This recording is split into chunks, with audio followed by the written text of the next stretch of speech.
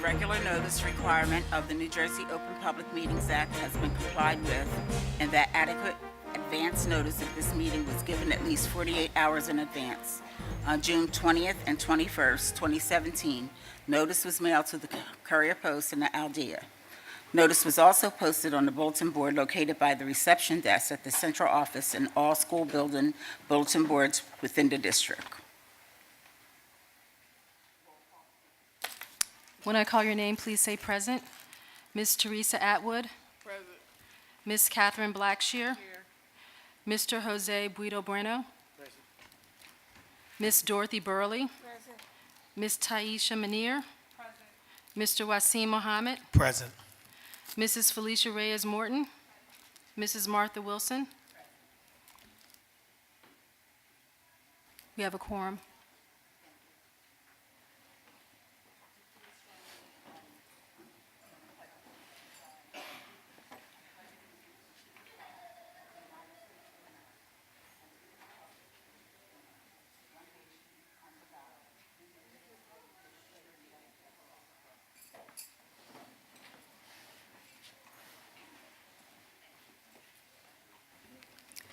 The board will now go into a closed session to discuss matters of confidential by nature, personnel.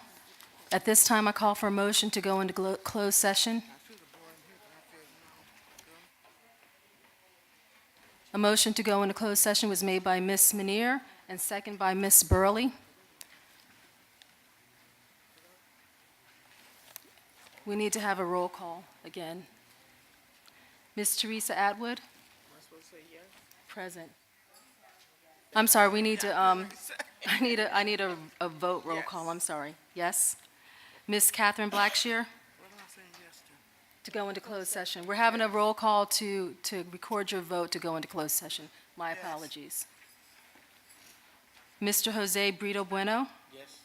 Ms. Dorothy Burley, Ms. Taisha Manir, Mr. Wasim Mohammed, Yes. Mrs. Felicia Reyes Morton, Ms. Martha Wilson. We are now going to go into closed session. We'll be returning in 30 minutes, which will be 6:09. At this time, I call for a motion to come out of closed session. Somebody second it? A motion was made to come out of closed session by Ms. Atwood and second by Mr. Brito Bueno. I'm going to call your name. Please say yes or no. Ms. Teresa Atwood. Ms. Catherine Blackshear. Yes. Mr. Jose Brito Bueno. Yes. Ms. Dorothy Burley. Ms. Taisha Manir. Mr. Wasim Mohammed. Yes. Mrs. Felicia Reyes Morton. Okay. Mrs. Martha Wilson. We are now out of closed session.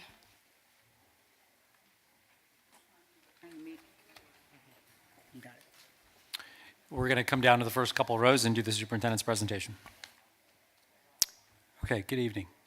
I want to begin with a moment of silence for Miss Rashida Bishop, who recently passed and worked with our attendance team.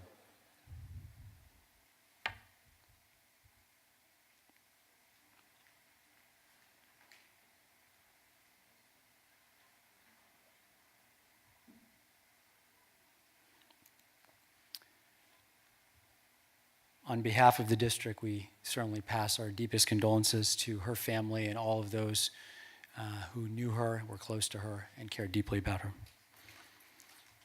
All right, we want to begin today. I'm going to welcome up our board president in just a moment. We want to acknowledge the CREAM staff and community, and I want to call up, I'm not sure if Mr. Simons is here. I did see Mr. Faish and Ms. Haley. If we could ask Mr. Faish and Ms. Haley to come up. If Mr. Simons made it here, he said he was going to be a game time decision. Oh, there you are. You're right, right in front of me. Ms. Haley. He's under the weather. Okay. Yeah, he was under the weather when I saw him the other day.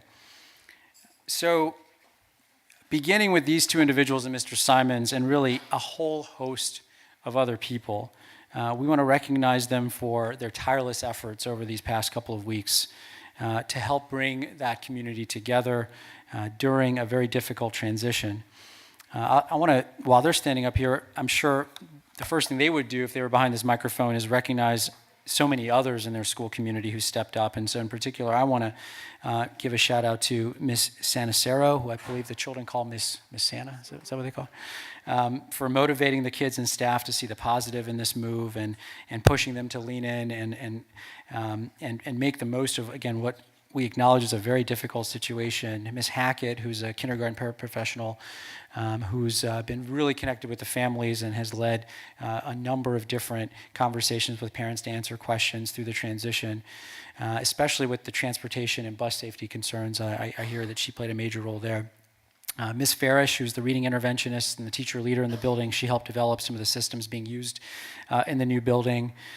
She also served as a bus aide, riding with the kids in the morning. Ms. Grant continues to encourage her students to shine in their new locations. But I can tell you, having visited the building a number of times, and Mr. Faish and Ms. Haley really stepped up, overseeing all the parent communications and meetings and all the work behind the scenes. So we just want to thank you all, Mr. Simons, and we want to, let me welcome up our board president now, Ms. Wilson. She's going to read off a proclamation for you all.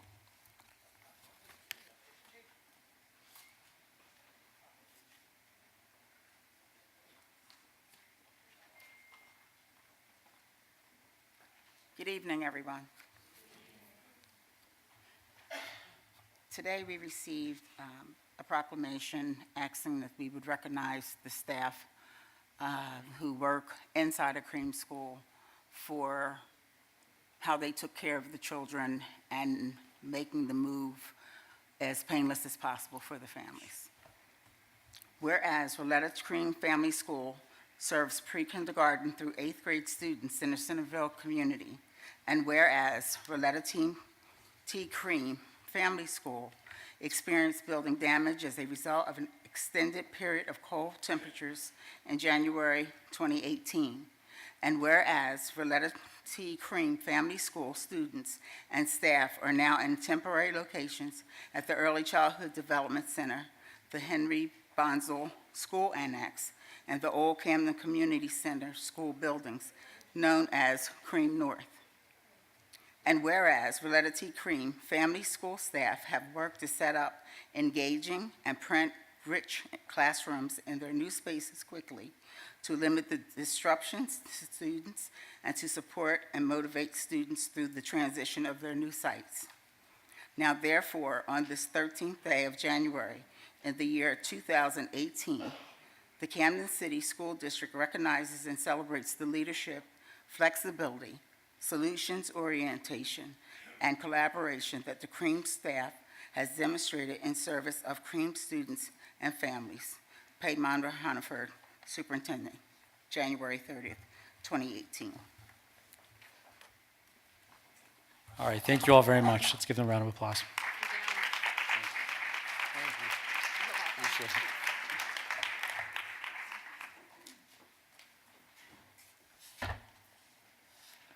All right, so let's just now jump into the relevant updates with the Cream building itself. And again, we wanted to begin by recognizing those who are doing the hard work day in and day out. A great number of our central office staff have been supporting as well.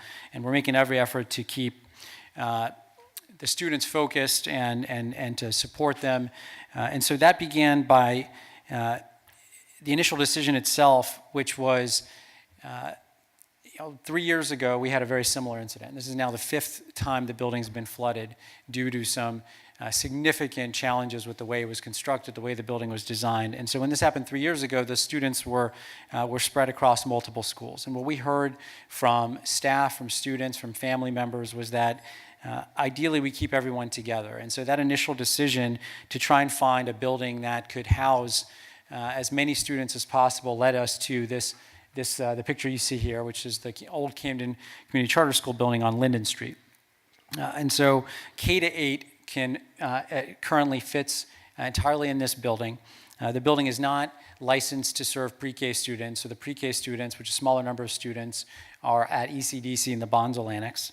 But again, the majority of the students are together with the staff. The bus pickup was at Isabel Miller Community Center for the first few days. Starting this past Monday, bus pickup is now back at Cream. And so the current update of the building is that thanks to the incredible efforts of our facilities team, the building has been cleaned. The floors are dry, walls are repaired. For the most part, when you walk into the building, it looks like it's in very good shape. Again, thanks to our facilities team. The challenge we now have to address is the capital improvements that building needs and has lacked for a very long time. And so our assessment right now is $1 to $2 million in order to upgrade the HVAC units, in order to do preventative maintenance and care in the attic and the roof area. So for those of you, I know there are a number of people who know Cream incredibly well. And for those of you that don't, the key challenge here is that this building was not developed and constructed with the same masonry as other new school buildings, and certainly not the same as some of our older buildings. So the building doesn't do a great job of taking cold weather. So that's one. Two, it has an A-shaped roof. And so the A-shaped roof presents unique challenges. So if you look at H.B. Wilson has a flat roof. And a flat roof has certain benefits, and it has certain drawbacks as well. The key drawback of a flat roof is sometimes moisture can sit on a flat roof and lead to leaks in the roof, and so the roofs need to be repaired more regularly. With an A-shaped roof, the key benefit is that precipitation falls off of it, so you don't have those concerns as often, but you have the space in between the top, in the attic area that's exposed. And so there are vents in that A-shaped roof. When you stare at the front of the building, you can see the vents. And so the cold air gets trapped in the attic, and the pipes are completely exposed. And that's one of the challenges that have existed for a very long time. Because again, this is the 5th time there's been a pipe burst in the building. And this goes all the way back to when the building was first constructed. And so what we need to do, let me just finish. What we need to do is invest the money to ensure that when we move the students back in, we don't have the same problem again. Because while we could, in theory, relocate the kids, there's no guarantee that you won't have the same challenges all over again. And so that's the fundamental issue that we're trying to address. And so for the rest of the school year, the students will remain at Cream North. I can tell you that the staff does feel as though, the staff who I've spoken to and the principal and others do believe that they're making do with the space there. It is a modern space. It does have all the amenities you would hope for in a school. And in the meantime, we will be addressing the needs of the building. I want to give just a couple other updates as well on Camden High, Veterans, and Yorkship. So Camden High, a pipe froze and broke on the 3rd floor and caused water damage throughout the building. There was a window that was left open in the boys' bathroom, which led to the pipe being exposed. It's an older building. There has been, of course, some challenges there. So it was repaired. The damage there was not nearly as extensive as what happened in Cream, and so the students are now back in, and we'll get to the school calendar and how we're making up those days in just a moment. At Veterans School, a pipe leading into the building also frozen and broke, cutting the water supply off from the building for about a day and a half, which has since been repaired. And in Yorkship, the heating system was failing to warm the entirety of the building. Just given it's an older system, there's a lot of sludge that gets kind of trapped in this old steam system, and our team was working around the clock to address that, and they've since gotten the temperatures back up. So now getting into the school calendar, there are a total of 6 schools who missed time because of weather-related challenges, who made up one day this past January the 26th, which was a staff professional development day, and instead they had a half day. So that's Bonsall, BPLA, the Bonsall Annex, I should say, the pre-K program, BPLA Middle School, Camden High, Cream, Veterans, and Yorkship. Additionally, there is going to be another staff professional development day in March on the 23rd, where 4 schools will also make up another day. That's Camden High, Cream, Veterans, and Yorkship, the buildings we just talked about. And then, given Camden High and Cream missed the most significant number of days, we will have to utilize a small portion of their spring break. So that is specifically April the 4th, 5th, and 6th. And then for Cream, we'll have to make up one last additional day at the very end of the school year, which is June the 20th.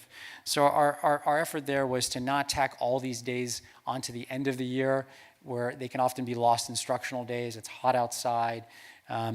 And we also aim not to take away the entirety of spring break because we know that many people are making plans or have already made plans. And so we try to kind of find that happy medium, which is where we've landed. We will have to continue to monitor the weather. In years past, most of our snow days have happened in February and in March. So we'll just keep our fingers crossed that we don't lose additional days to snow, which would lead us to have to relook at spring break and or summer to add additional days throughout for those schools specifically and potentially with the rest of the district as well. All right, very brief Camden High School update. I think a lot of people saw this. There was a couple stories in the paper about it. I mentioned at the last board meeting that we're getting feedback on the new Camden High School design. So there were 3 different options, which I shared with you all at the last board meeting. 2 options were very, very different. So option 1 was a classical design. Option 3 was a very modern, futuristic design, which was a mostly white building with a lot of glass.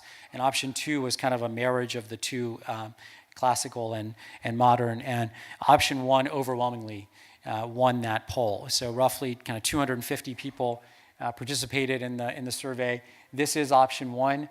Which, as you can see, based on the bottom picture especially, it honors the legacy of the old Camden High and has the tower that will be elevated and will bring to life, hopefully, the best memories those have of the old Camden High. We decided to move it away from the more modern design. We will have much more to share in terms of what the inside of the building can look like. Our students have given great input to the architects. Xavier, I know, was at that meeting where he sat down with the SDA. I think Ibn was also at that meeting. A number of others were there as well. And we're going to continue through the Camden High community committees to provide additional input on what the building will look like. Just a few high school updates. Just want to share with you all that we now this is the second year of our district-wide SAT prep program.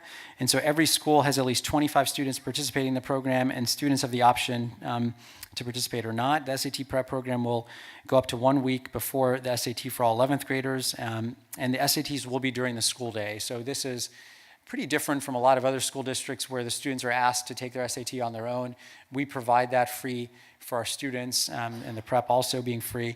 Secondly, our dual enrollment program is launched again, and this is just a huge win for our kids. The second year we're running dual enrollment, so we're focusing on Psych 101 this spring, a college-level course. And so students that successfully complete the course with a C grade or better will already have college credits once they finish high school here. And any 11th grade student that tests directly into college course levels and continue the program until they graduate from the district has the potential to have a complete semester of college done. So 12 credits, up to 12 credits for our students. And we're aiming to enroll up to 200 students into the program this year after a very, very successful launch last year.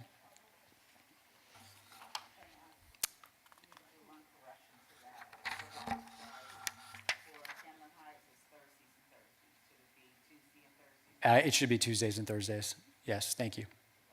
Appreciate that. For Camden High School, it should say Tuesdays and Thursdays right there.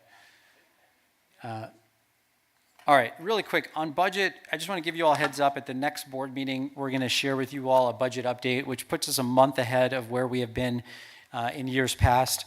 The one flag I wanted to just go ahead and bring to everyone's attention here today is that we are counting on receiving the same aid that we received each of the last 2 years. And some of you all may remember, because our budget meetings in the last 2-3 years ran a little bit later, and the audience wasn't always as large. And one thing we discussed during those late night meetings was that we asked the state for an additional chunk of aid. So there's the state allocation, which is the funding formula. There's a small pool of federal grants and revenues, a very, very small city contribution through a tax levy. We get about $7.5 million from the city. But we asked the state for another $10 million each of the last 2 years, which really helped offset some additional cuts we would have had to have made otherwise. And I just bring this to your attention because for this year, we will need that $10 million again for the third consecutive year. Newark also received this aid. So it was ourselves and Newark who received this aid because of kind of the unique circumstances in our partnership with Renaissance and charter schools that we asked for this additional aid. So we're going to be asking for it again. It'll probably be a more public dialogue given the administration change in Trenton. And we have asked our local elected officials to help advocate for us because in absence of that $10 million, that does present more significant challenges in our budget. So we will have more to share in our next month's board meeting. Last thing before we get to district highlights, I mentioned this at the last board meeting, so our monthly approval process for the board meeting, for the board items themselves, we received some feedback from the county executive superintendent that we are really the one district that they are aware of where every single item goes onto the board list, goes onto the monthly board report. When the only items that should be on a board report are those that are $40,000 or greater. Now, anything below $40,000 is still, on the bill list, is still on the monthly bill list. So those items you can still see, but they will no longer be on the monthly board report. And so I just wanted to remind us of that. This is the first board meeting where we have implemented the new process, and we did again discuss it during our last board meeting.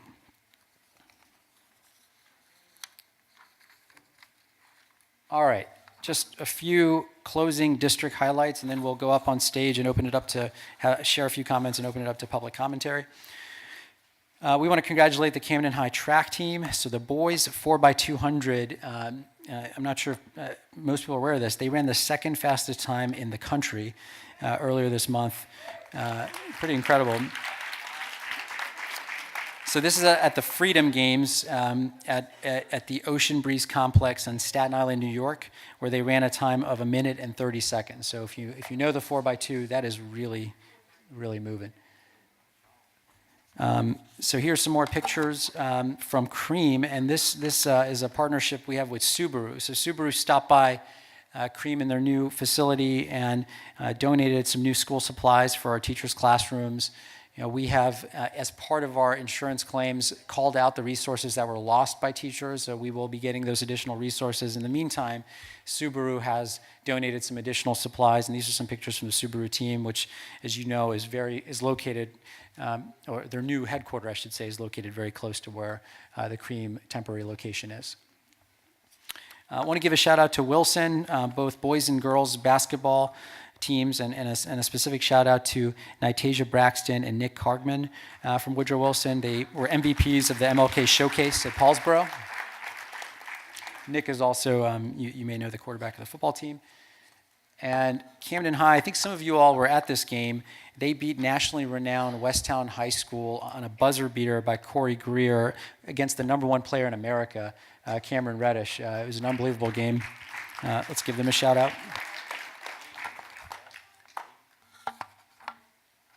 Is a community coat drive, which the central office ran in partnership with St. Joe's Church in East Camden, St. Joseph's Church in East Camden. So we just want to thank our staff members who volunteered, and this specifically benefited the families who were displaced by Hurricane Maria and some of our district pre-K students. Yorkship partnered with Covanta for a food basket giveaway. So big thanks to Covanta and the Yorkship Elementary School community. They distributed 75 holiday food baskets. This is right at the end of last calendar year to families in need. I just want to thank everyone who helped put together that event. And lastly, we will recognize our 3 retirees once we get back up on stage. The meeting will now be turned over to the superintendent.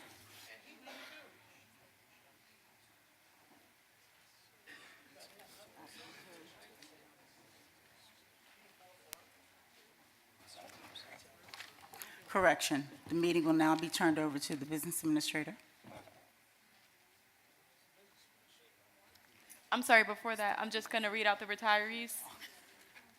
Wanted to wish them best wishes on their retirement. We have 3 extraordinary people who have given many years of service, and we're forever grateful for their service to our families and our students.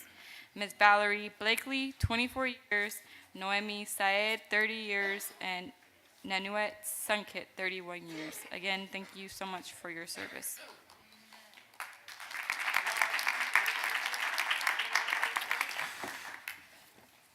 All right, thank you very much. We're now going to open it up to comments from our advisory, or our student board representatives.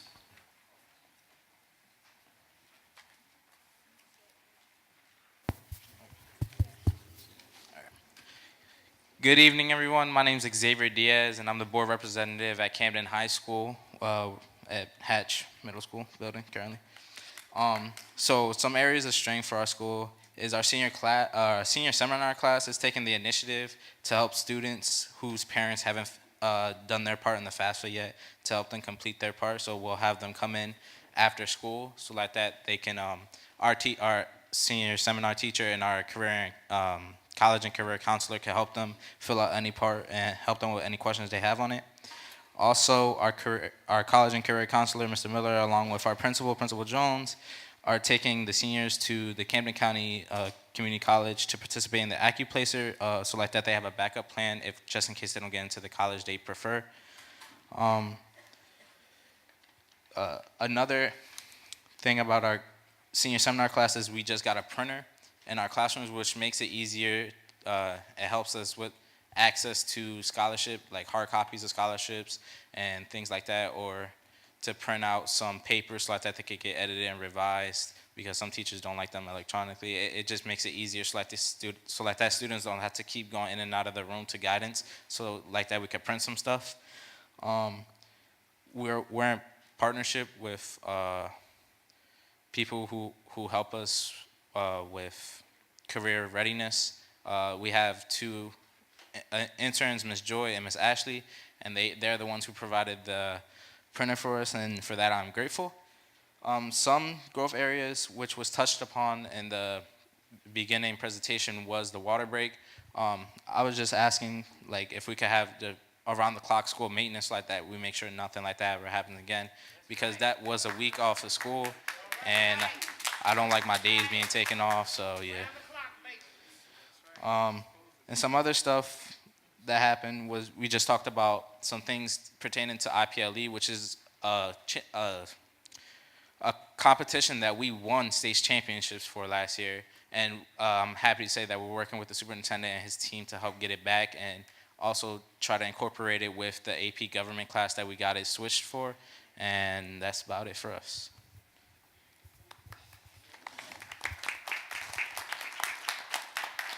Hello, my name is Kyra Coleman, and I'm a junior at Camden Big Picture Learning Academy. Something that the board has taken action on is improving our school lunch. We have better breakfast also.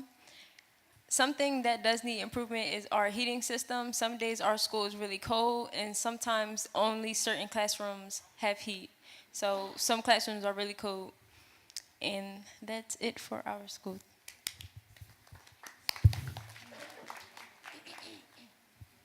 Hi everyone, I'm Siani Davis, a senior attending Creative Arts Morgan Village Academy.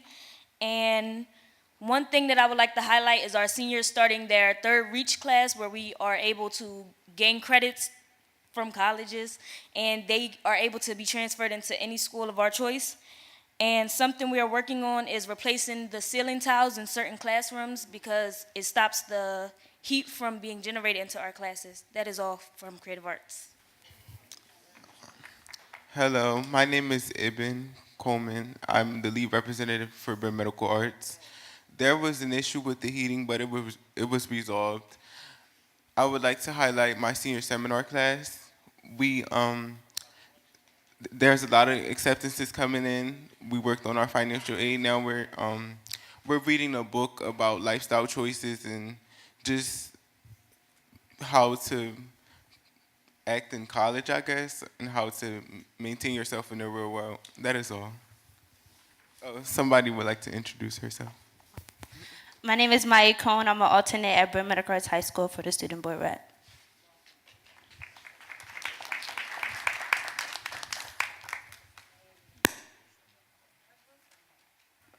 At this time, do we have any questions from our board members? Ms. Reyes-Morton? Thank you, Ms. Wilson. Wanted to comment on something on the presentation. Payman, I want to thank you and your staff for the AP dual enrollment courses. I remember from when you guys were first, and Katrina McCombs, I know you had a lot to do with that as well, when we first were getting this piloted. And for the student board reps, if you guys want to make sure to encourage your fellow students at the schools to participate in this, this is very beneficial for you because As Paymon alluded to, you can start college with 12 credits. You know, I was able to take advantage of this, and I was able to graduate a full year before and save money. So make sure you guys take advantage of it. You know, Spanish, AP Science, Environmental Science, whatever it is that they're offering, you might want to take it up as a major once you get there. You know, I'm so glad that you guys were able to enhance this and spread it out. So thank you for that. And then my question was for the resolutions. The Woodrow Wilson temporary HVAC system, that is going to be a temporary fix. We didn't hear like a long-term strategy for facilities. I thought we were going to, but we didn't. So do you have an, you know, what? Yeah, so with Woodrow, they have 3 boilers, and 2 of them are not functioning as well as we'd like them to be. And so I'm not sure if anyone on our team wants to add to what I'm going to share here, but just to kind of give you a flavor of what we're dealing with. The short-term solution is, as you see, the resolution in the board report, which, you know, is not necessarily something that's only going to last a few weeks. I mean, this is a system that will keep the building warm throughout the rest of the school year, and then we'll see if it makes sense to keep it on for the following year. The longer-term fix is capital improvements, and as you know, the district doesn't have a capital budget. Our capital improvements, we are dependent upon the School Development Authority to make those improvements. And so we work with the School Development Authority to develop a long-range facilities plan that prioritizes the needs of our buildings. And, you know, our needs are profound. And so many of our buildings are older and have boilers that aren't working properly. And so we've got to continue to apply pressure on the SDA, and at the same time, we have to find creative solutions. And one of those creative solutions that our team is actively working on is to see if there is an outside-the-box opportunity to float a bond without raising taxes, without increasing our debt load, to be able to do capital improvements at a small number of schools. But right now, all we have is an operating budget. And so our operating budget cannot take into account replacing a boiler, which costs hundreds of thousands of dollars, if not millions, when you're talking about a larger building. And so we have to think about outside-the-box solutions, and Woodrow is at or near the top of the list, given the age of the building, given how many students are in the building. And so that's what our team is working on, and I hope that by March or April, we'll have an update to share there in terms of that outside-the-box solution to raise a few $1,000,000 to address Cream, to address Woodrow, to address some of the older buildings that have had challenges. A follow-up question to that. So right now when we're spending money, and this is just as a board member understanding, I guess, the money in accounts. Right now, the money we're using, what account does that come from? So we're using money right now to temporarily fix, but would that money same monies be able to be used to repair the actual problem, or does that have to come from a capital budget? Like, is operating just for temporary fixes, not for long-term, because of the current operating school year, technically? How does that work? So capital improvements are in the millions of dollars. Our day-to-day improvements at any specific building could be up to $1 million, but more like what we're talking about is hundreds of thousands of dollars, because an operating budget does not lend you the flexibility to float a bond, to have millions of dollars available to you. And so when you look at our neighboring school districts, if they have an older school building and they have a tax base that can support it, every 2, 3, 4 years, they raise their property taxes, they raise a bond, a few $1,000,000, and they improve their buildings. And we don't have that luxury, unfortunately. And the School Development Authority has not moved with a great deal of urgency. And this is going back decades. This is an open secret.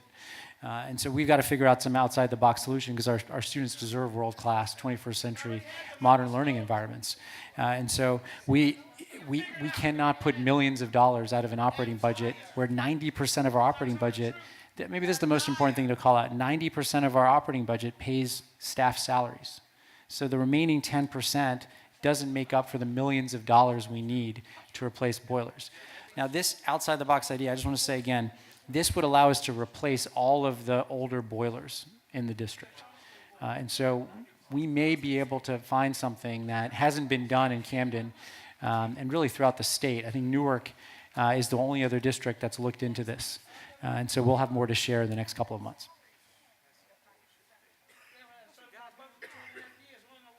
Thank you, Ms. Morton. Minister Wasim. Thank you, Madam President. I want to first thank, before I make the announcement, I want to thank particularly 2 community members for doing something that we encourage up here, and I know other board members can speak to this for themselves, that of the people in their community. But I want to thank Mr. Stan White and Sister Vida Neal for coming to us with the concerns that they have so we can pass the protocol to the right sources. I just want to publicly acknowledge them for that because we've been saying that for years, that we want people to come to us in the community where we at inside the community with their issues, so that when the time we come to the advisory, the time we come to this meeting, we're well aware and everybody's prepared. And then you have the right, I mean, you still have the right, but then it makes it more impactful and powerful, the issues that you have. We appreciate that. My second point is I would like to acknowledge to the family and the passing of longtime basketball coach, freshman basketball coach, Mr. Allen Hardy, to give the condolences to his family. He was a tennis coach and a science teacher at Camden High School. He inspired many of us to go on and do great things in tennis, in basketball. We had amazing tennis teams during that era, and it was great, that we were highlighted across the country, had several players that could have went on and played pro, particularly Mr. Wes Fuller in tennis. And I just want to acknowledge that, send the condolences to his family and his daughter and his wife. Thank you. All right. Thank you, Minister Wasim. Any other members? Okay, at this time, we're going to open it up to the community. Okay, now we're going to have public comment time. The public comment time is your time to be heard on matters in the agenda. Each speaker will be given 3 minutes to speak. I ask that you use your time, your 3 minutes, to direct your questions or your comments to the board president or the superintendent. If you use any portion of your comment time to threaten, harass any members of the public or any members of the district, we will end your comment time. I will call the first speaker now. You have 3 minutes, and thank you. Ms. Felicia Turner.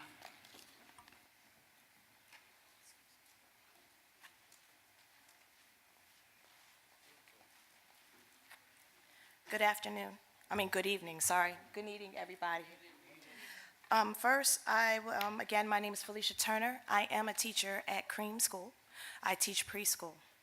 And I just wanted to add to your list for paraprofessionals and to be recognized for going on the bus, because for preschool, we have 100% of my students are bused from Cream to ECDC.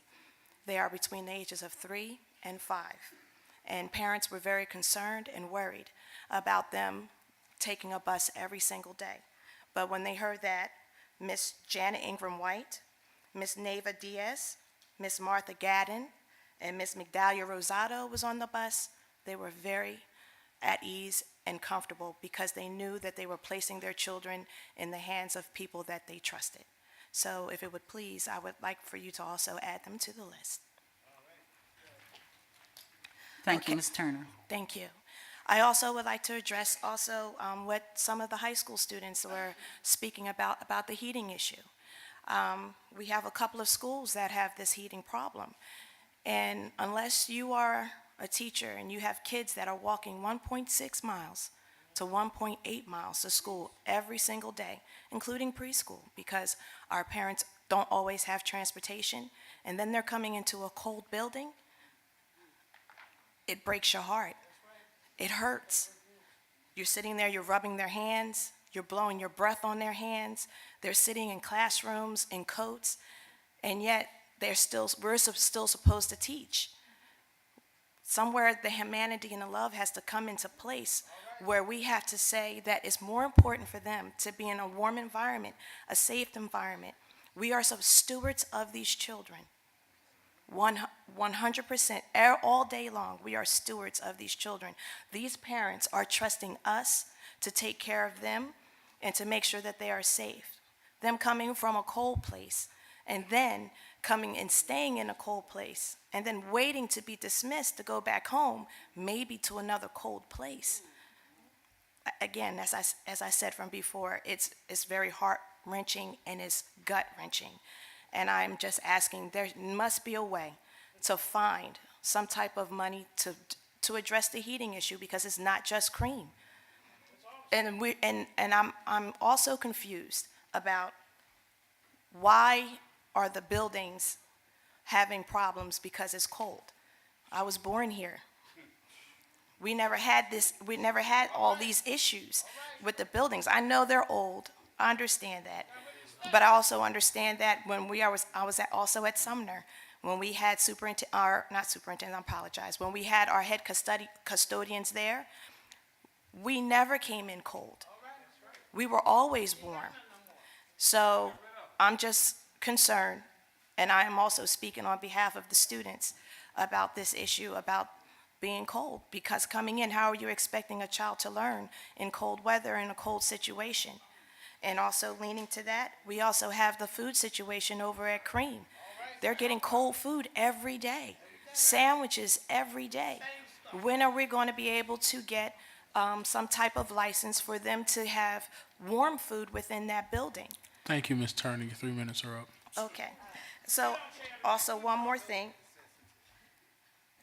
about the cold situation, and they're talking about the lunches here. I'm sorry. And also about the cold situation and about the food as well. We're just making sure the children, they do not like it. It's not good for them to have nothing but cold meals every single day. And so when are we going to turn around and have something again? We are stewards of these children. It is our responsibility to make sure that they get the things that they need and they require. Thank you. Thank you. Thank you, Ms. Turner. It has been duly noted, the things that you have spoken to us about, and we will make sure that we will proceed on those. In reference to the cold meals, we were just made aware of it this evening, so that will change. Ms. Sonia Saab.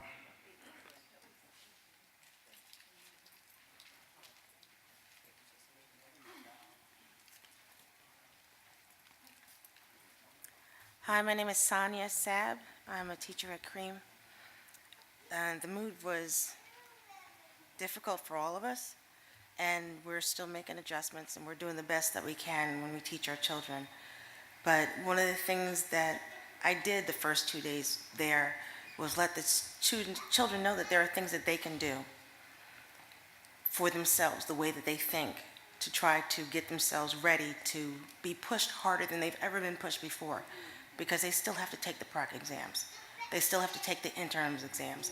They are behind, not by days, but by weeks, and in some cases, almost a month and a half behind everyone else. And they're still expected to meet the same PROC deadlines. We need something to push them so that they don't give up, because I've got kids that I'm daily fighting with, trying to keep them from giving up. So we made a motto board, and every student wrote their own personal motto, whether it be a motto they've heard from somebody else or one they made up for themselves. My personal motto that I've been using with my kids for years is, our dreams don't die, they rise high. But you've got to push to have that happen. They also wrote their personal affirmations so that they know that they were worthy of a motto, they were worthy of an education, they were worthy of the push and someone standing behind them and beside them to get them there. They also got a chance to evaluate the comforts that they already lost when having to move from one school to the next, walking further, standing out in the cold longer, waiting for the buses. Sometimes they're on time, sometimes they're not. Getting up earlier, all the comforts that they were giving up.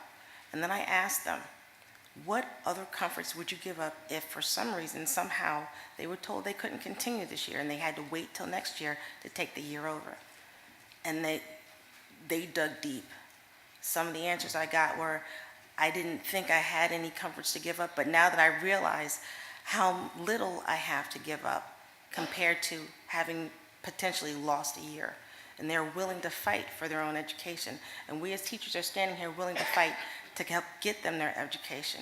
But we also have to have some leeway with some of these deadlines that we know our particular set of students are not ready, not because they haven't been trying, not because we haven't been teaching, but we have not had the full time. And we are squeezing and pushing as hard as we can. Also, we've lost our after-school program, and we don't know when we might get maybe additional busing or some sort of help or some sort of location where we can get that back. And some of those kids really depended on that, and some of the parents dependent on that time for them because they're home alone. And if the after-school program is, if they're not home alone, mom can get home from work in time so they can meet together instead of sitting in an empty house with no supervision. We need that help. We need our after-school program back. It's just those little things. It's like, right now we're sharing rooms. There's a situation, the hallways are smaller. We've got the same 345 kids in a tinier space. And we're making the best that we can, so we're sharing rooms. I don't have my science posters up in every classroom because we're not bringing the kids to our classroom. Our kids are staying in one classroom in their homeroom, and 4 teachers are rotating to them. There's not enough room for all of our wonderful displays of work. So that's another reason why I made the model board, so that I have at least one centralized location where all the kids can see I am proud of the work that you do. And I'm going to try to keep it up for the last 2 marking periods and putting their work up there. But just so that when we do have people visit us and they see the differences and the changes from our school to other schools, don't compare us so harshly, because we're doing the best we can to make sure our kids have what they need. Thank you, Ms. Sabb. Your time is up. Ms. Sabb, so I typically wait until after to address comments, but I did want to just jump in here. So we did arrange transportation to bring back the after-school program. That'll start any day now. And we've also increased the after-school budget, and we've asked Rutgers Ignite after-school program, given that they're right there next to you all. They're going to jump in and provide after-school tutoring for up to 125 kids as well. So you're going to have your Cream Run program, the Rutgers program, and also Women of the Dream. So you're going to have all 3 of those, and it's going to be up and running. Thank you very much. It's much appreciated. Ms. Lorraine you. Miller.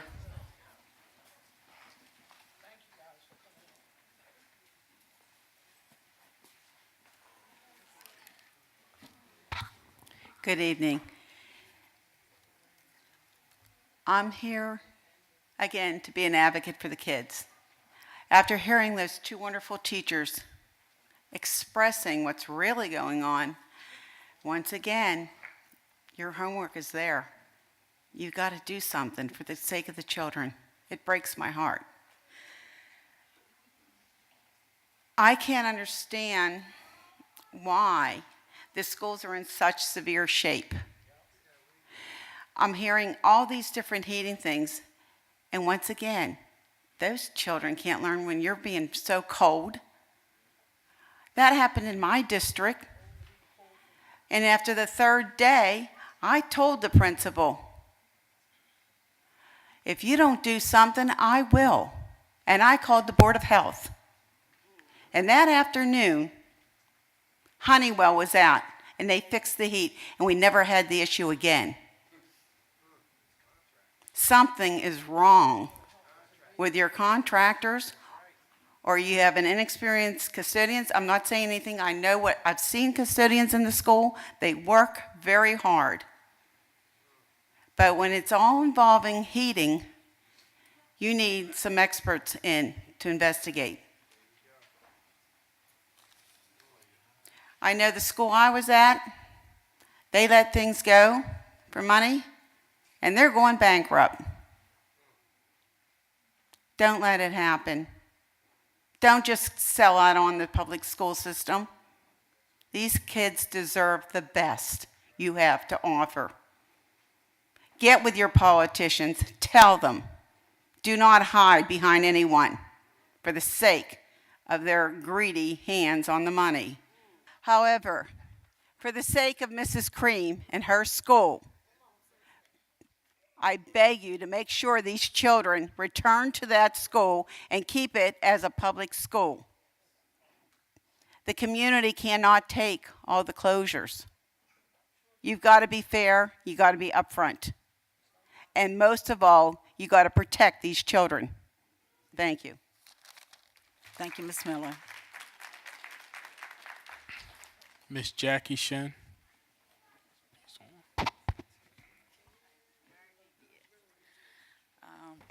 Good evening. The first 3 speakers have touched on some of the things that I also was going to speak on, so forgive me as I'm jumping around.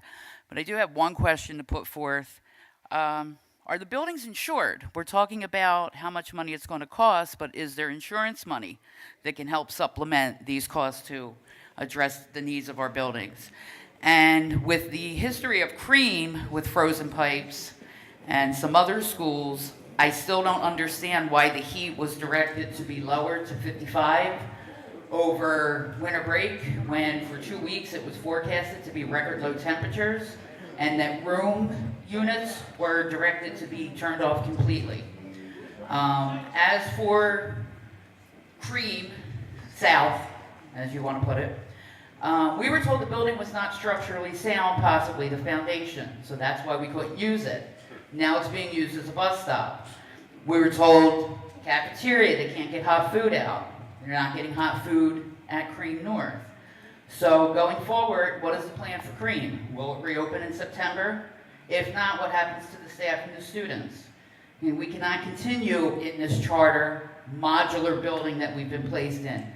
Contrary to what you say, we're not making do. The rooms are too small. I had to teach a class today that had 17 desks, 27 kids.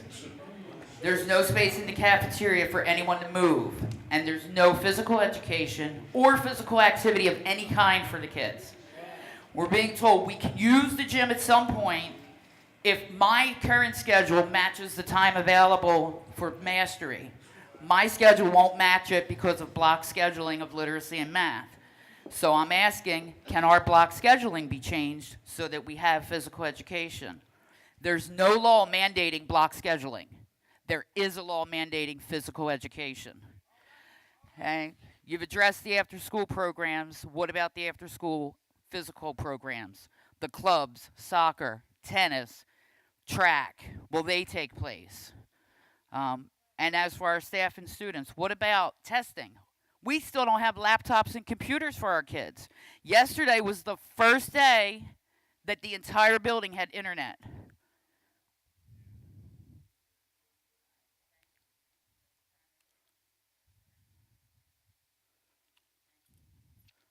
Yesterday was the first day that the entire building of Cream North had internet, but our students still don't have laptops or computers to work on. They're going to be held to this test as scheduled, and they're 3-4 weeks behind already, and we don't know when we're getting the laptops. For SGOs, for the teachers, my SGO is physical education. What do? I have nowhere to teach them. The classrooms are literally 15 by 17 with 7-foot ceilings, and I have 6'5" students. One good thing that came out of this, we finally have 3 security guards.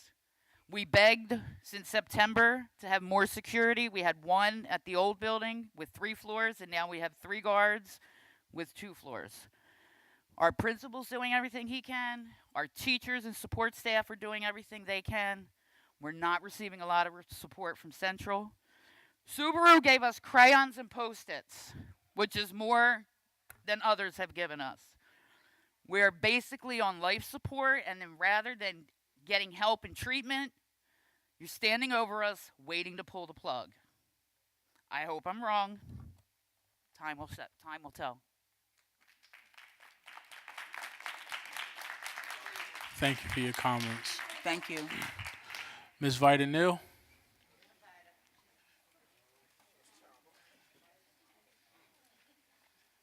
Don't start my time yet, Roland. Here's a package about Forest Hill School and all the repairs.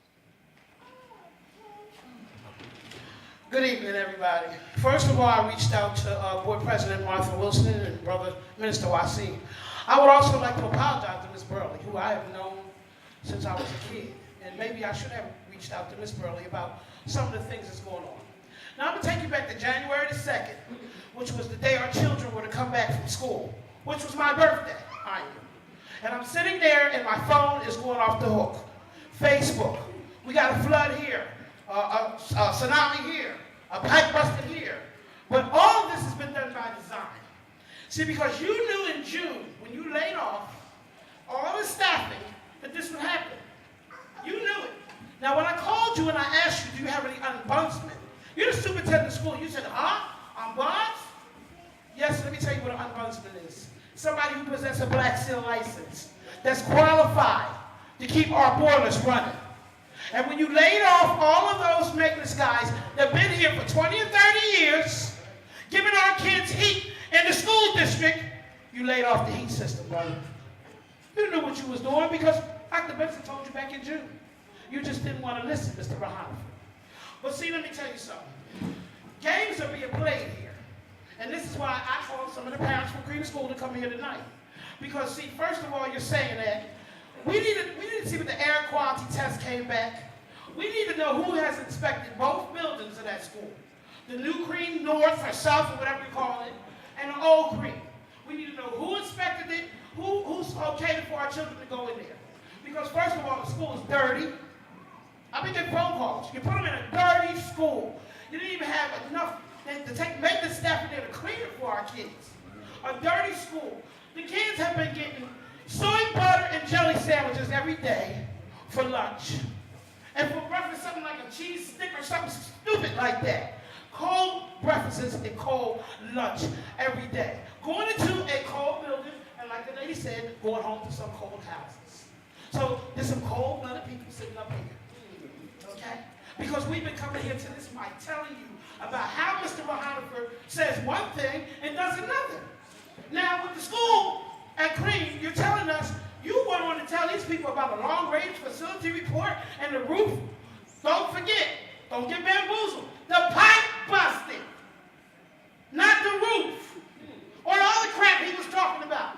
And the SDA has an obligation for emergent, anything happening in the school emergency funds, the SDA comes in. Now you're getting bamboozled all the way around. Because he sat up here and told you the Cream School ain't no good. But the same people that built Cream School is building a new Camden High, the SDA. So if the school only lasts 22 years, how long is the new Camden High going to last? You're going to replace something that lasts 119 years with something that may not last at all. Okay? Now, we're going to talk about winter repairs.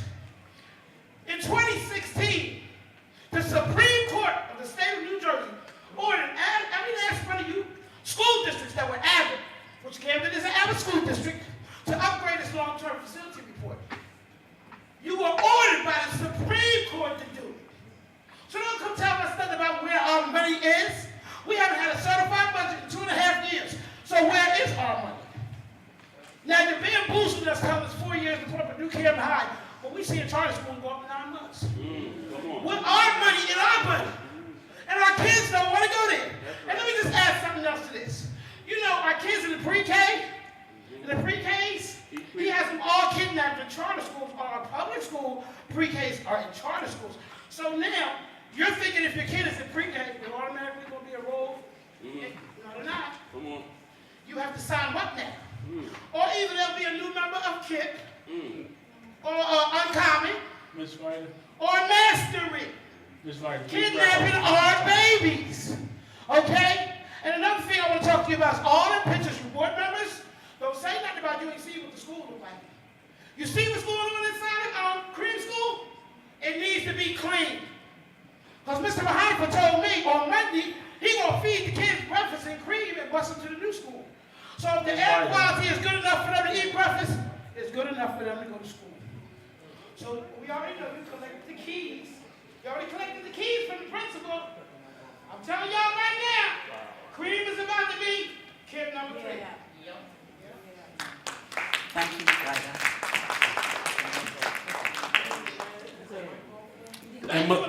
Emily DeVin.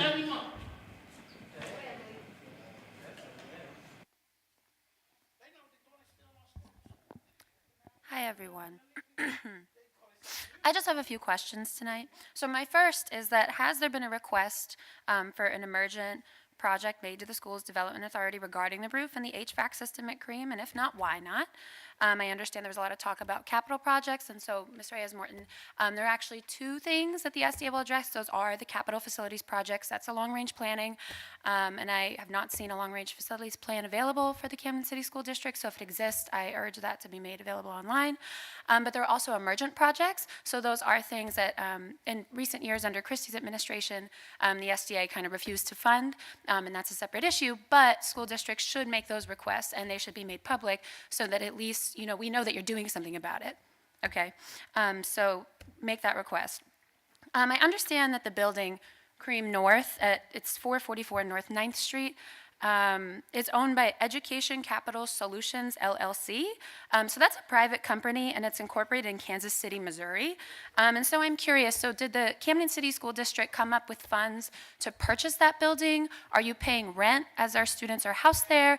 Or is there some other sort of agreement? And what are the terms of that agreement? Because I doubt that this private company is just allowing the Camden City School District to use it. Because as we've seen, most companies don't come to Camden to help Camden. They come here to help themselves. So I want to know what the deal is there. I know that you talked about Cream School being reopened, but I'd like to get a date on that. I'd also like to know if any interest has been expressed in the building, and so whether or not that's been formal or informal, but from any either new Renaissance providers or from the existing ones we have, which are Mastery Uncommon and KIP. I'd also like to know, I have another question. Oh, so yeah, so you talked about Cream School. I'm pretty sure that was an SDA-built school because, like Vida said, we are one of 31 Abbott districts out of 591 school districts. And so why wasn't it built well? Why did the district approve a plan that ultimately, would lead to a school that would deteriorate quickly than others? And so, this going forward, are considerations being made, and how much are we looking into new projects, new schools that were built in years between Cream and now, and going into Camden High? Are you going to take this into consideration? And, so one last question I have. For every student that leaves a public school and attends a Renaissance school, 95% of that funding follows them. So the Renaissance schools fund their own buildings, okay? So a lot of that costs, that when 95% leaves, that means that our custodians, our building maintenance, teacher salaries, that's the public schools, that's what they're losing. So does it still seem like a good idea to turn over the per pupil funding for nearly 9,500 students over to these Renaissance and charter companies as our schools crumble and fall apart and our children freeze?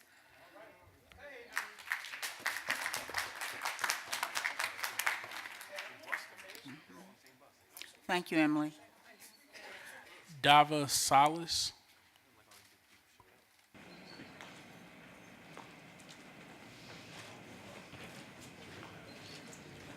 I have a few things to address today.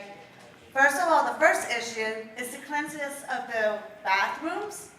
Like, how do you expect our children to go to the bathroom where there's like mold and gook in it? We all see in the pictures, it's online. A woman can get a urinary tract infection, a yeast infection. They can make a woman sick. The second issue is the quality of the food that Airmark is feeding our children. I recently went to my neighborhood school, bought one of the lunches. I tried to feed the food to my dog. Now, dogs eat anything. My dogs would eat that crap. But yet you feed that to our children? That's disgusting. The third thing, how the heck are you going to have these children in school with no heat? Are you trying to kill our children off? Because that's what it looks like to me. You already took Sumner School when you couldn't take Sharp. You tried to take Sharp, but I stopped you on that one. And I guarantee you, I'll stop you again trying to take Cream School. Because just like I fought for Sharp, I'll fight for Cream. This community is tired of you, Paymont. We're tired of you taking our public schools. We're tired of you stealing our public school money and giving it to these charter schools. Enough is enough. Today, the parents and everybody here is tired. You need to step down. If you think you're so good as a superintendent, take your child out of Leap Academy and put it in one of the public schools. Put it in one school in Centerville or Parkside. Miss Salas, that is beyond the pale.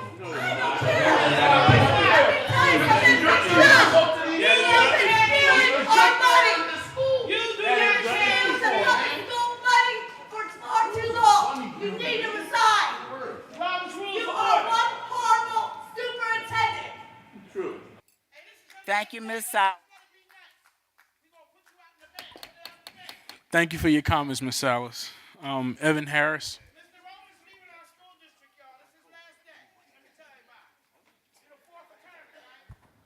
First of all, I like to say my children attend Cream School. And as the lady was saying, would you put your son or daughter in a school like that? No, your child, like she said, is going to Leap Academy or one of the Norcross schools or whatever. I don't think that it's fair that our children have to go through this. My daughter just yesterday told me she don't want to go back to that school. She told, I've been there ever since this happened. When you had the meeting Friday, the first Friday, you said that the kids couldn't go back to Cream School. And you left it at that. You said because it was inhabitable, they couldn't be there. But then I find out that you said they was going to go to the pool, Centerville pool area to be picked up. You said they couldn't stand outside in Cream because it was too cold. But yet on the first day of them going to the school, going to the Centerville pool, it was snowing outside and the 8th graders were standing outside in the cold. And now all of a sudden, 2 weeks later, now a school that nobody could go into, now all of a sudden the children can go there to get picked up to go back to the new school. And then you said about how this new school has all of these gadgets and gadgets. Oh, they got smart boards and they got the smart board ain't gonna get you a better education. That's just some like a toy. Oh, you figure you can get them with computers and all of this and everybody will buy into it. What y'all doing is wrong. It's sad that these children, especially mine, I care about my children. You understand what I'm saying? That she has to go through that. To come and tell me she don't want to go back to the school no more? That's horrible. And y'all as board members, y'all should really sit down and think about these children because that's who it's about. If it wasn't for these children, y'all wouldn't even be sitting in the seats that y'all sitting in. That's all I got to say. Thank you. Thank you for your comments, Mr. Harris. Jose Jimenez. This is completely off topic, but I am with Center Family Services SERVE program, Services Empowering Rights of Victims, the state-designated sexual violence crisis center for Camden County. We offer free programming for young people trying to reduce sexual violence in their communities. We're currently working with Rutgers Camden and Camden County College to make a Take Back the Night in April, April being Sexual Assault Awareness Month. Just offering our services to the community of Camden because we're located in Camden and we're here for the residents of Camden. So if any parent or school teacher wants more information on our programs, I'll be right here up front. Thanks. Thank you. Mr. Kevin Waters.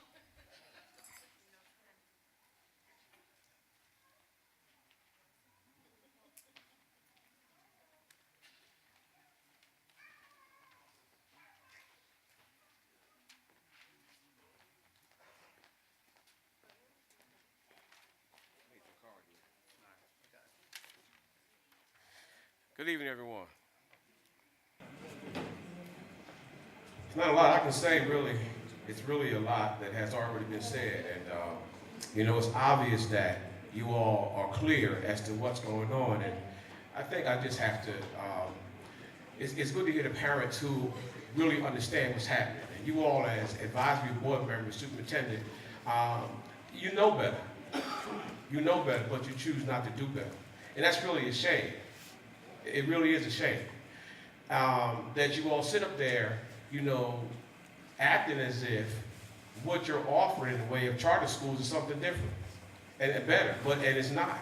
And you're stealing money from our schools. It's thievery. But look, I'm very woke. Sometimes I get so upset I just gotta write because if I don't write, I'll come up here and say stuff that I don't really want to say. And I've been real respectful to this board. I know you understand that I am like that. But I'm very woke to have this board strategically abandon public education in Camden. Abandoned. But you are not alone. There have been other advisory boards across the country that have done the same daggone thing. I believe devilish relationship between Cory Booker, Sweeney Christie, and Norcross colluded to destabilize public education. It's pure and simple. Complicit in this destabilization were community residents who have been mesmerized by statistics, meaning numbers, that gave disoriented parents a TKO. We are now in the era of overpopulation incursion of charter schools that constantly utilize federal funds to finance mediocre and average at best educational results. What is also fake news and a clown representation of progress is the constant influx of their students back into Woodrow Wilson High School. Altered facts are, to coin a name, trumped up to continue to spout numbers that still don't outpace regular public education school graduates. Still don't. Now we have to contend with an in-your-face necessity to move cream students into various buildings for education. Now their current building is said to be in need of repairs. Camden High was said to be in need of repairs as well. This looks like an attempt to again create infrastructure misinformation to use a charter school. Oh, they now don't operate as a quality school, the charter school. On top of that agenda, the district, I understand, I could be wrong, leased the building to further enrich an ineffective charter school network. That smells of collusion. We've already spoken about the boilers in Woodrow Wilson High School, and I hope that you using the word capital improvement is not another opportunity for you to come and bring in a charter concept. Disingenuous. In time, this is not an opportunity. This is another opportunity for you to be big. This is you need to go big. Now I can count on Ms. Wilson. I can count on Wasim. I can't count on the rest of them to do that.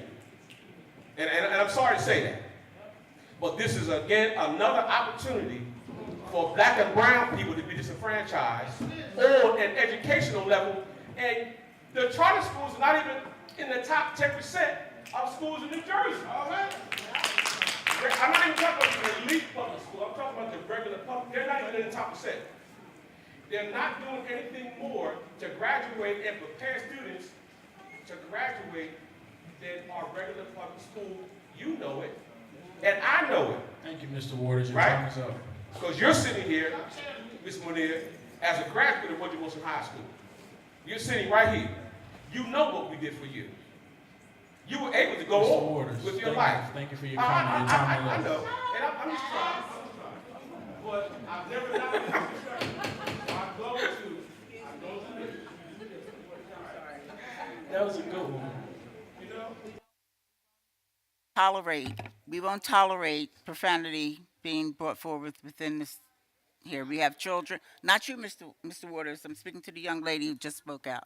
She know who she is. Thank you, Mr. Waters. Thank you for your comments. Mr. Brian Morton.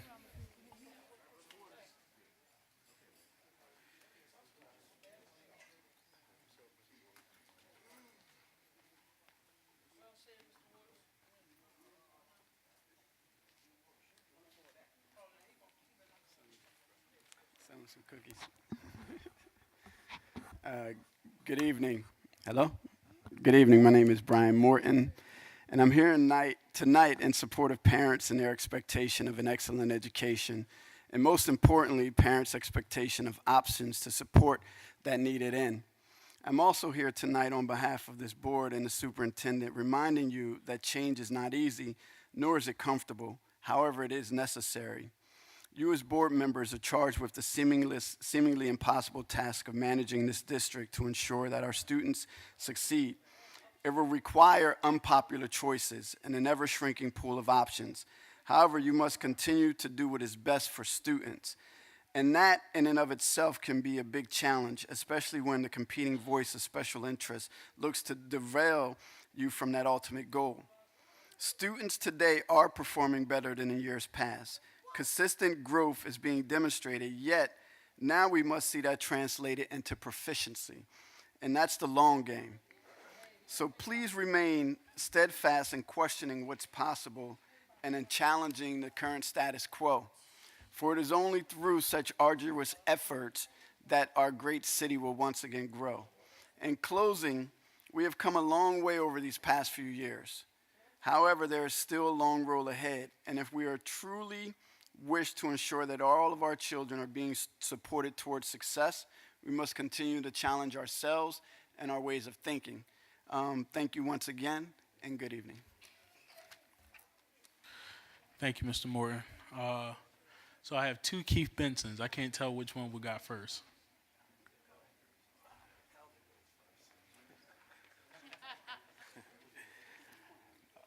Good evening, everyone.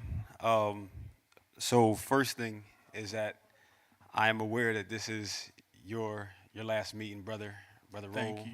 Yep. I wish you well and going forward. The last couple of years that you and I have got to know one another and correspond with one another. I do have a lot of respect for you and the role you played here. So I wish you well going forward.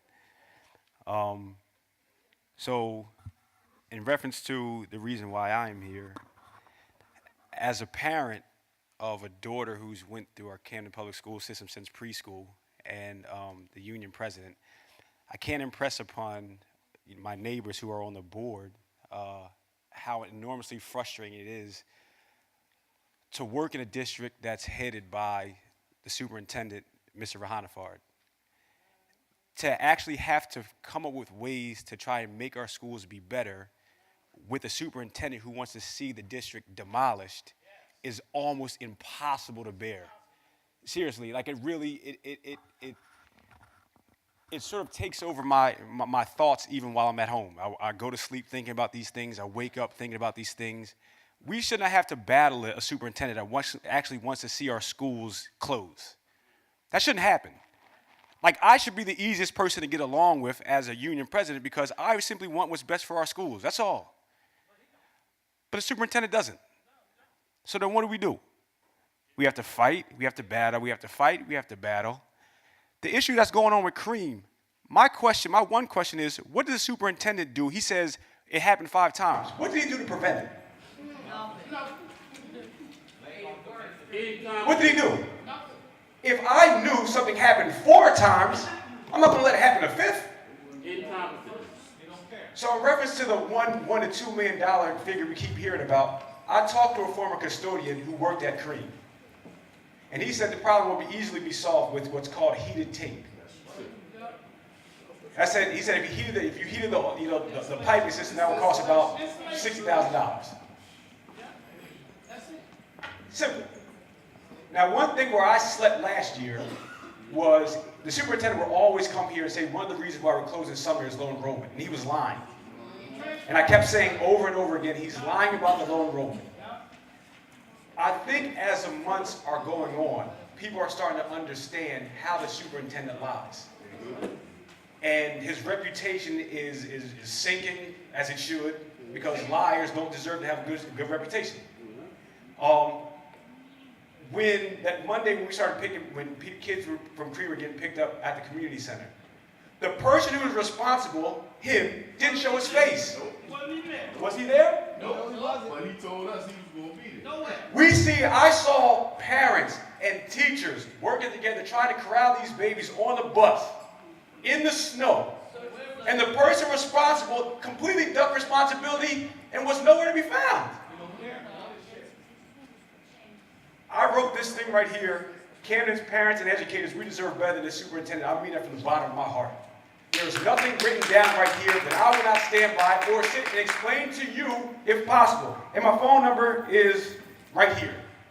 So if you guys have any questions, my neighbors, the board, please call me and we can discuss everything that's written right here. For our schools to be the best place they can be, he has to go. He has to go. He has to go. Mr. Benson Sr. This time we take some action on that. Forget that. Send it. He got to go. Let him pass it. Let us. I'm about to put something together. We about to put something together. I see you at your home. We about to put it together. This ain't no threat. This for real. Can't take no more of you with our kids. Good evening, everyone. It's a pleasure to be here, but not a pleasure to be in these circumstances. I think as adults, the primary role that we have is to protect our children. from any forces. I think there's some questions that we need to ask ourselves, come to our own conclusions, or get counsel. One, we have to keep in mind that this gentleman, Payman Hartford, was appointed by one Chris Christie, who has been proven incompetent and corrupt. So the question we have to ask ourselves is, why would an incompetent and corrupt personality install somebody who was wholly unqualified? What's he got, a bachelor's degree or something? And he's going to come to a troubled system and lead? In other words, we have a troubled system. Instead of getting someone who is more qualified and more experienced, they go and get the least qualified, least experienced person they can find. Now, it's already been established that he's corrupt. He left under the lowest rating in the history of ratings. So why is he his guy? Why is he? There are probably 4 or 5 reasons why. But I'm guaranteeing you one of them is because no legitimate superintendent would have stooped to the level this man stooped to. None. They'd be smart enough not to put themselves in the legal jeopardy that he put himself in. Mr. Benson. Yes, sir. Please stop making personal attacks against These are not personal attacks. I'm asking questions. Say what he want to say. And I don't know who you are, but I'm a grown man and I say what I want to say. As long as I don't make an ad hominem attack. I did not make an ad hominem attack. You're going to tell me he has piped worse than 5 times and does nothing? He's not incompetent? He can't be characterized as incompetent? Chaos is going on in this city with my children? He's clearly incompetent. He's clearly unqualified. Name me one major majority school system that has somebody with a bachelor's degree as superintendent. He was clearly appointed by somebody who has had a nefarious reputation. And we're disgusted. You better resign. Because this report that we're doing that's going to be sent to the governor is going to go to you every job you go to. I represent the NAACP, the National Action Network, the Campbell High Alumni Association, the Peace Movement, and we were all going to write about how despicable you were. The only people that ever benefited from what you did were the same political cabal that got money every bad decision you made. And we can prove it. We will follow the money. Payman, your days are up, son. All right, thank you for your comments. Ms. Sarah Johnson.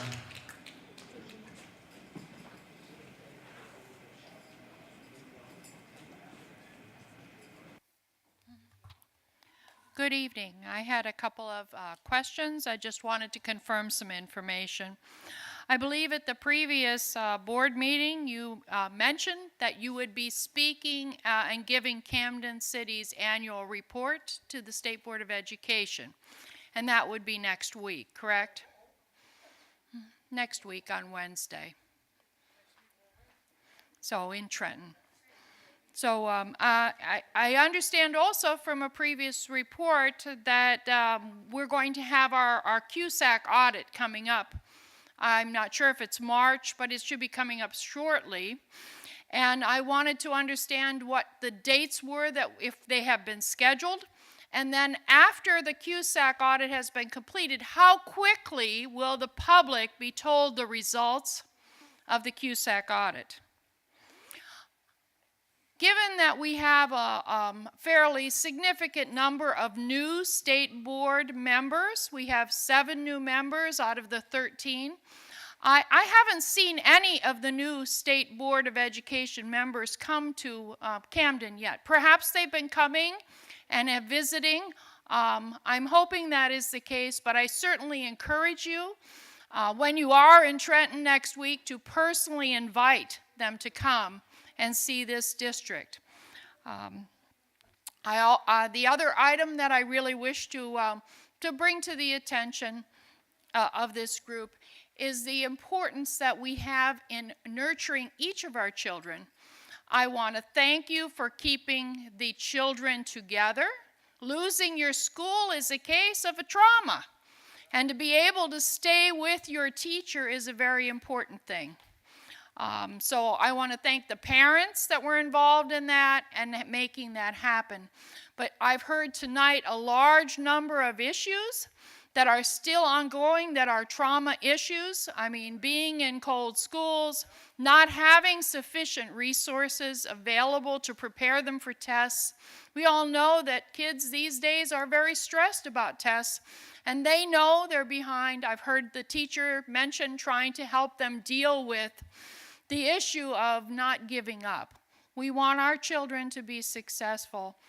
So I urge you to find ways to help to address this unplanned situation so that the children can come out with a very positive outcome, the best positive outcome we can. And that it does mean giving them heat, it does mean giving them physical education, which we know reduces stress. It does involve giving them, and I've heard you tonight say that they will be having their after-school program, and that will allow them to have some additional supports. So please help them with their health as well as with their education as they go through this. Thank you. Thank you.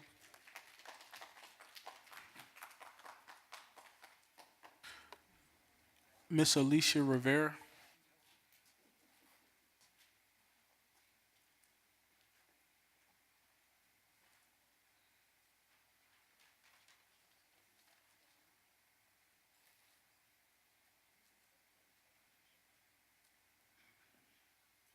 Mr. Amir Khan.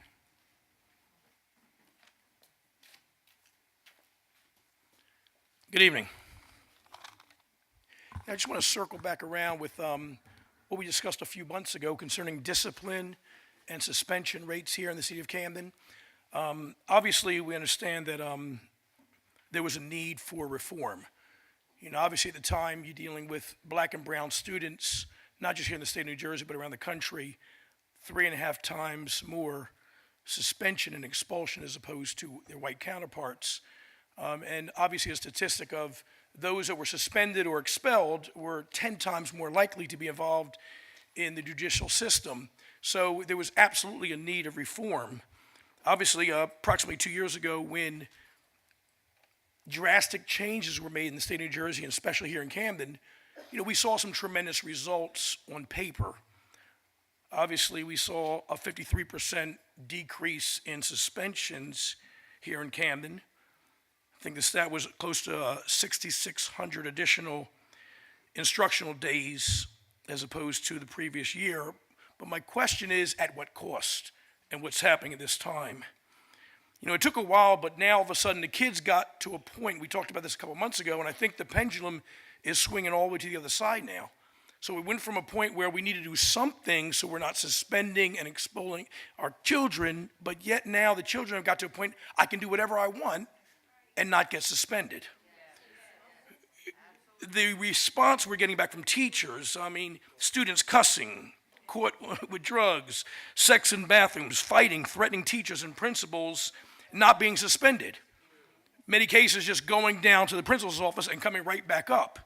So now all of a sudden you get to a point where the children get to a point where I can do whatever I want and I don't have to pay the consequences for it. What you're dealing with now is any good parent here that has multiple children, 3, 4 children. I had 3 children, I got 5 grandchildren. If you allow one child to get away with something, you can have one disruptive child and 3, really good children. If you allow that one bad child to get away with it, the other 3 don't get on the one bad child. They end up going the route of doing the same thing that that disruptive child does. The same thing is happening in the classroom. I've got a little chart here, the Kuma principle, which deals with A, B, C, as far as, and this could apply to business, ministry, students. So you have things like the A column here, where that's where all the really good students are, and here you have B, the disruptive ones. But this letter C here in the middle is really the ones that have the potential of going either way. The fact is, in the Kuma principle, wherever the attention goes to, that's where this large undecided base goes to. So in other words, when disruptive kids are back in the classroom and they're getting all the discipline there, and the teachers are saying things to them, they're acting out in classroom, and all of a sudden the teacher's constantly having to discipline, this group, this C group, undecided, ends up either going with the bad kids. Or if you notice at the top of the Kuma principal, there's an opening in that square. It's an opening because they either sway to the bad kids or they end up leaving. What ends up happening right now is we have students doing anything and everything they possibly can, getting away with it, and I think the pendulum has swung from one side to the other. Not just the effect on the other students, but how about the teachers in the classrooms? They're dealing with teachers, they want to teach, they want to do well. I got a couple reports real quick here, some teachers and leaders. The suspensions, and let me just reading from some of them. The suspensions may be the only opportunity a teacher gets to remove a disruptive student for a few days so that the teacher can actually teach and the students actually learn. I guarantee you that students mouthing off to teachers are saying, I can do whatever I want, and they can't suspend me. Here was another one. Why should the majority of students who want to learn be prevented from doing so because the disruptors are forced to sit among them? Why not have some special classes for the troublemakers? Mr. Khan, yes, thank you for your comments. Your time is up. I'm going to ask you for 30 seconds. For 5 years, I never asked for 1 second more. Let me just say this. Superintendent, I'm going to quote you. When this change was taking place, you said, we must be mindful of potential long-term effects of discipline policies when establishing consequences for the students. Right now, I think even though we have common rooms, we have different things taking place, teachers and principals are scared to talk to you. It's job security. They're making $60,000, $70,000. Principals, 110, 120. They got mortgages and payments and everything else. They're scared to even open their mouth up. If there can be some kind of committee, some people anonymously can turn in and give suggestions or tell you what's really happening in these classrooms, it's creating a problem and we have to address it. And I'll finalize and say this, that years ago, I was the only person in the country to be approved for a charter school, black-owned and operated, in a high-performing school district. They fought us tooth and nail. But one thing I did learn was going through the process and boot camp and everything else, I learned the games that people play. And I learned that there is an open door, a back door, that when you have disruptive children, charters, Renaissance schools can push a child out. Those are facts. And I'm not talking about from somebody else that you read about or they hear about. I was there firsthand. Yes, firsthand. The traditional public schools don't have that advantage. We have Camelot and some other things, but it's causing havoc in our classrooms, and we need to do something for our students. Thank you very much, and thank you for the extended time. Thank you for your comments. Thank you, Dr. Khan. Ulysses Delgado.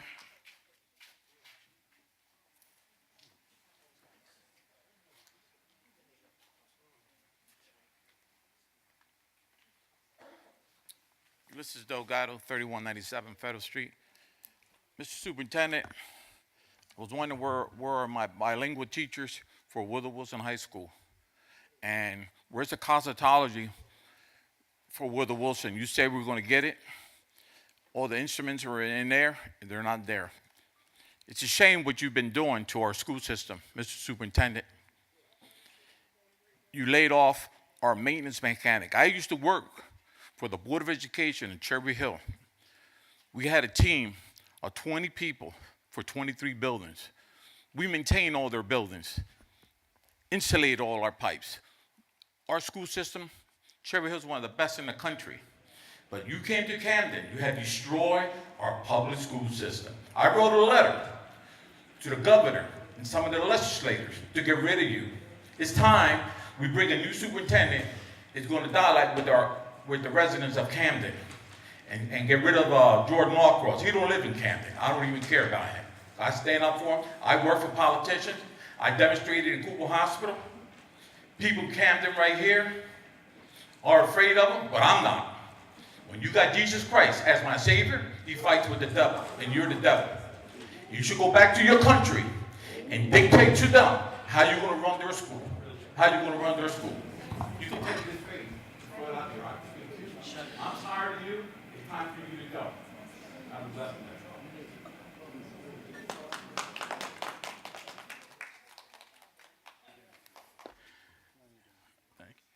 Mr. Kelly Francis.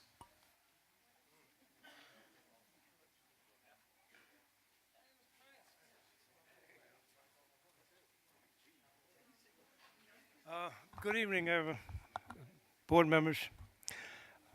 I'm not going to say too much tonight. I'm going to reserve my future conversations with our new governor, a colleague of mine for many years. Phil Murphy was on our national board of directors for the NAACP. He was our colleague. I know him very well. Spent a lot of time with him, and I know where he is philosophically. At this point, after 8 years of dealing with a common criminal, a Bridgegate criminal, incompetent, and the most hated governor in the history of New Jersey, he's gone. A new sheriff in town. So I'll be spending my time dealing with him. I'm now back on the national board of directors. I'm sorry, the state board of directors of NAACP. I was off for about 4 years, but now I'm back on. So now we will be dealing with Governor Murphy. He has the same powers that Christie had for 8 years. And already he's reversing the Christie policies. He's turning back the clock and bringing back justice to the people of New Jersey. And that's who we will be dealing with. But I still will be monitoring the Camden School District, as I have been for the past 30, 40 years. But my conversations in the future will be with our new governor to make sure that he does the right thing and that he restores the integrity to the school district, and that he reverses a lot of things that have been detrimental and damaging to our public schools. So I'll leave it at that for the time being, but that is what I'll be doing in the future, at least for the next 4 years anyway. Thank you. Thank you, Mr. Francis.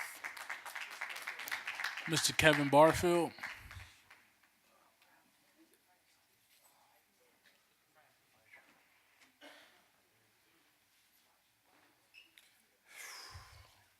Good evening.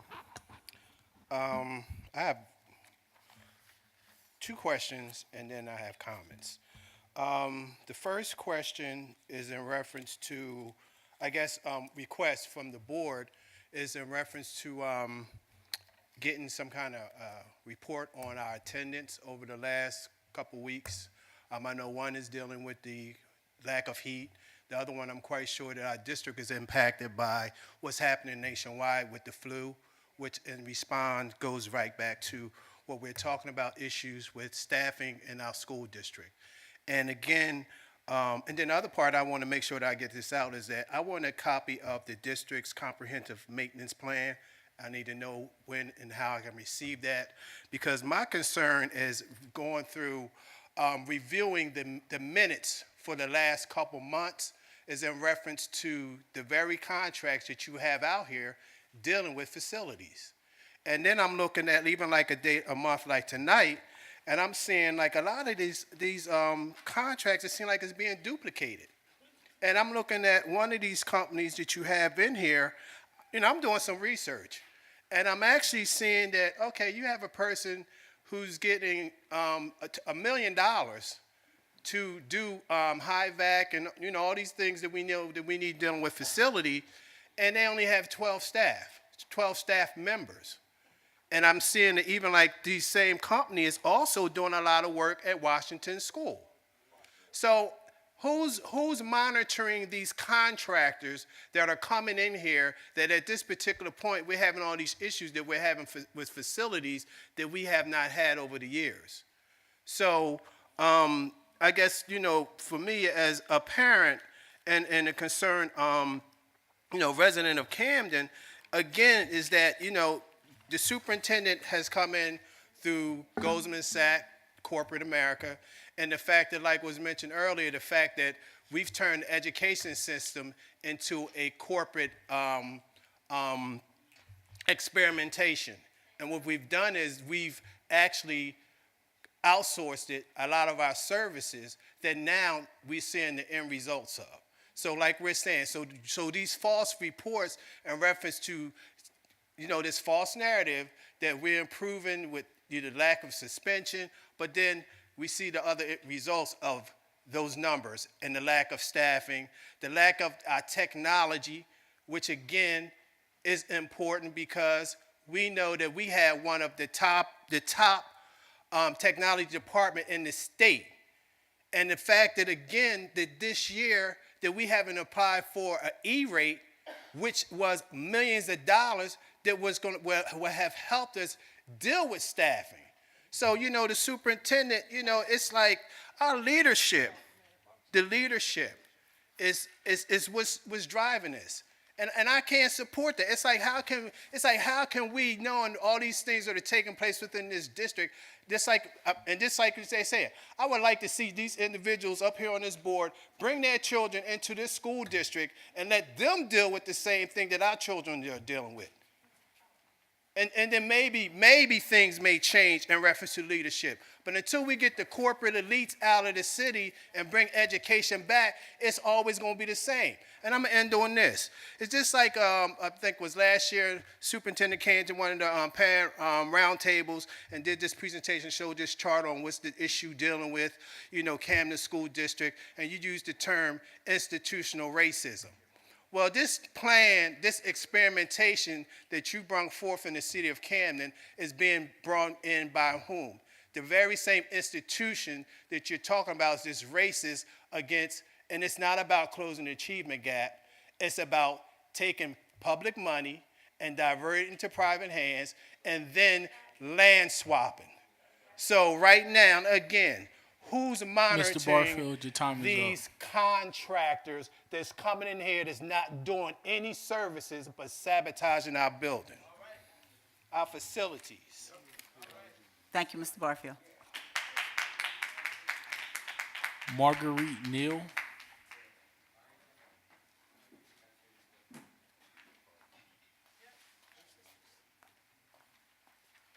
Good evening. For a long time, I've been dormant.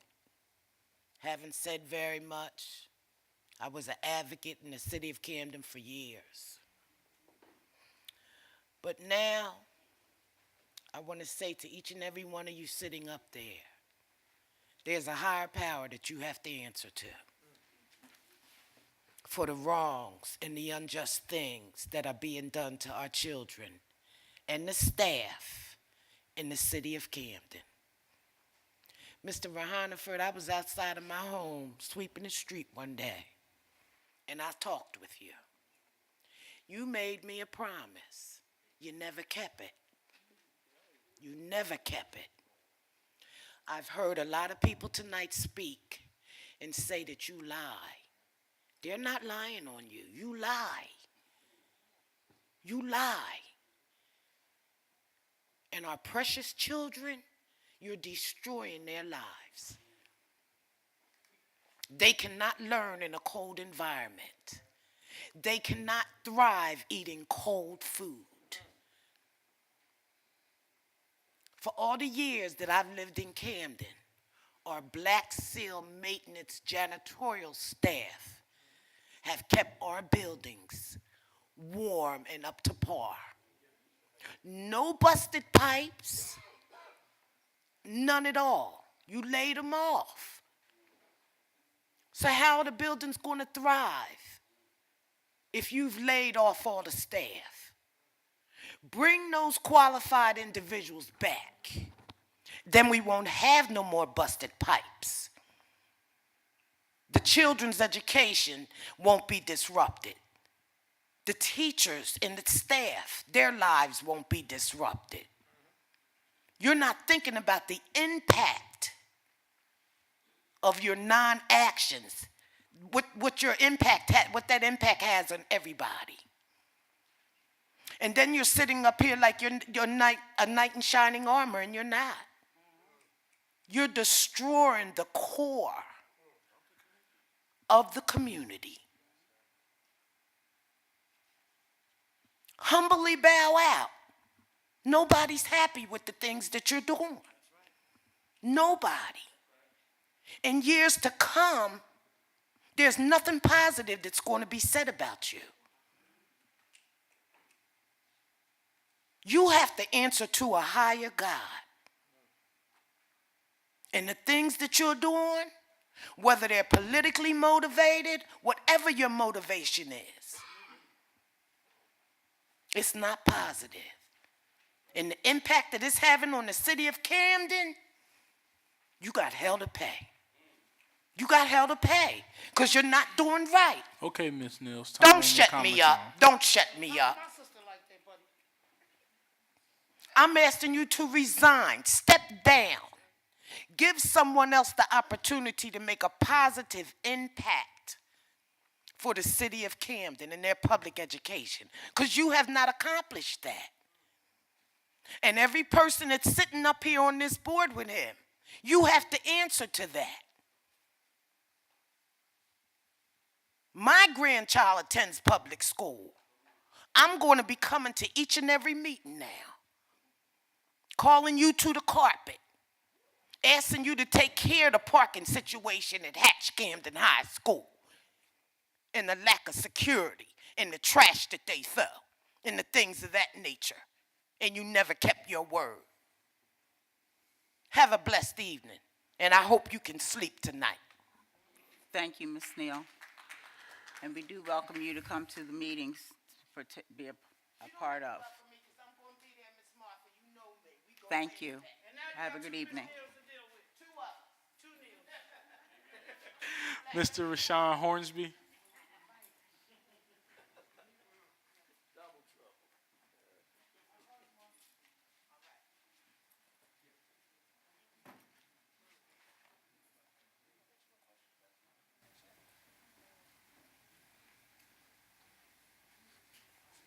Good evening. How you doing, Miss Wilson? I'm gonna be real short. Just wanted to say, doing a new initiative. I'm working with Miss Ebony Henson through Family University. Just wanted to put it out there. We're doing a initiative called the Camden Parent Partnership, where we're actually, myself and Ms. Prelo, Rashawn Prelo's mother, we're actually going to be doing small community meetings throughout the community, trying to empower parents. It's not an initiative where we're pretty much trying to tell parents what to do. We're just going into neighborhoods, doing needs assessments of each family, trying to take a two-generational approach right now. We're working with the kids and the parents simultaneously right now. And I just wanted to just thank the district for supporting this. It's a great initiative. Want as many community members to get involved as possible. This is nothing that the board is structuring. This is something that myself and Ms. Prelude that we're really passionate about, where we just want to empower parents. If it's a parent that wants to go back to school, or if it's a parent that wants to connect their child to resources, whether it's entrepreneurship program or after school program, we want to be that hub. Actually just sitting down also with the Subarus and the Campbell Soups. Also just had an idea myself. I've been a student here, went through all Camden City Public Schools. I've never been inside of Campbell Soup, right? I think that's something, that's a field trip that kids at Forest Hill and kids in Parkside can walk to. There's no bus costs incurred with that. We need to open up these schools to our children if we want our children to actually have futures in these companies. So these are some of the things that we want to do in the Caring Parent Partnership here, where if we want our children to aspire to be great, they have to see great. So these Fortune 500 companies that we have here, we want to work with them and open it up. So my thing is, it's not really about the companies coming here. A lot of times I think we're a day late and a dollar short sometime here in the community. So my thing is, I want to actually see how we can leverage certain situations here. If these companies are here and they're going to stay here, let's work with the superintendent to ensure that the curriculum and the things that our children need to actually work inside of these companies one day, where they can be CEOs and CFOs of these companies. We need to start to try to change the mindset sometime of our children here and try to push them a little further. So I definitely just wanted to thank you guys. You guys really support me in a lot of what I want to do. And I know everything is not perfect. I'm not perfect. None of us are perfect, but for the betterment of our children, I think we need to learn to work together and talk to each other as adults and respect each other. I think the conversation will go a lot further, and just to even so we can articulate ourselves and hear each other, I think is really important. So I definitely thank you guys. Anything I could do to always help, whether it's community or the board, I'm definitely here. I'm real big on actually being involved instead of sitting on the sidelines and actually talking and creating real solutions for our children here in the community.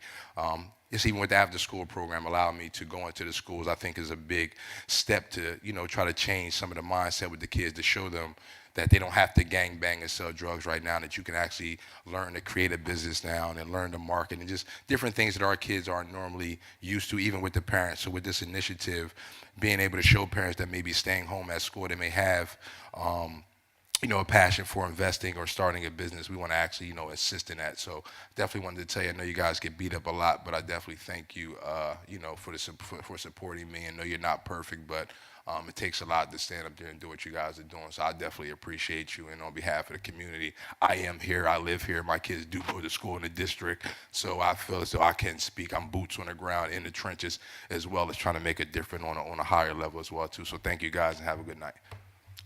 Thank you, Mr. Hornsby, for the things that you're doing in the community. Thank you. Mr. Jonathan Cooper.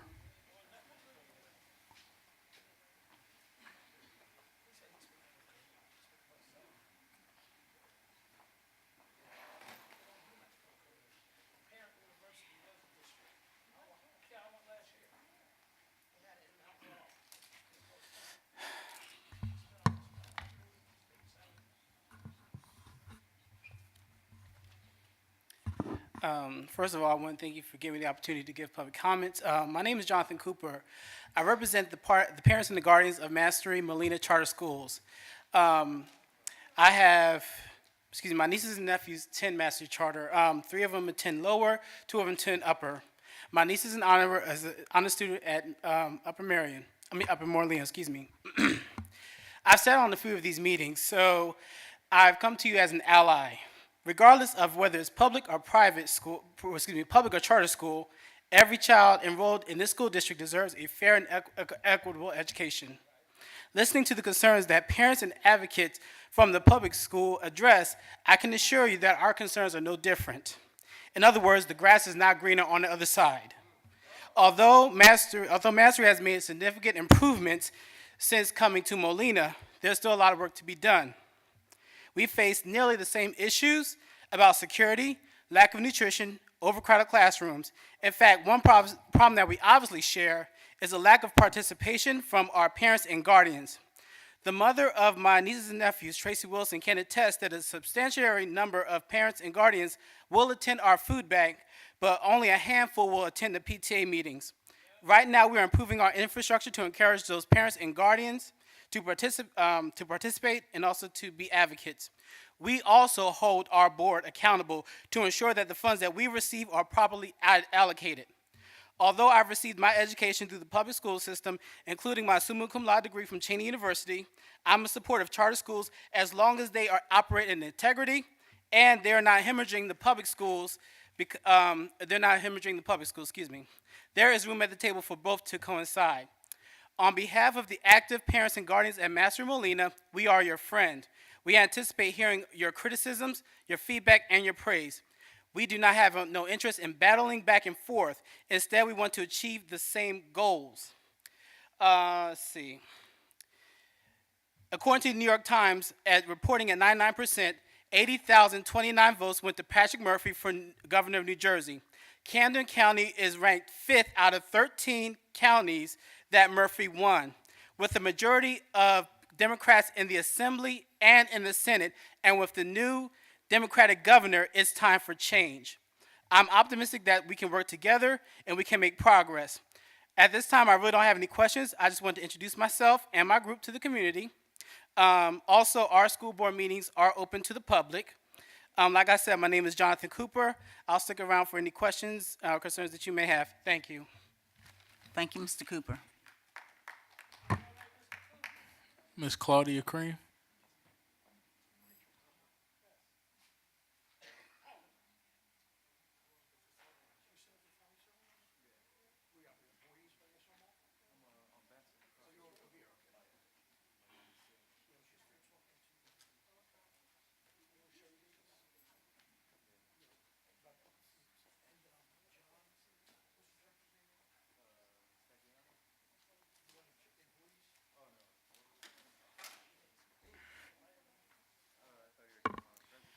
Good evening.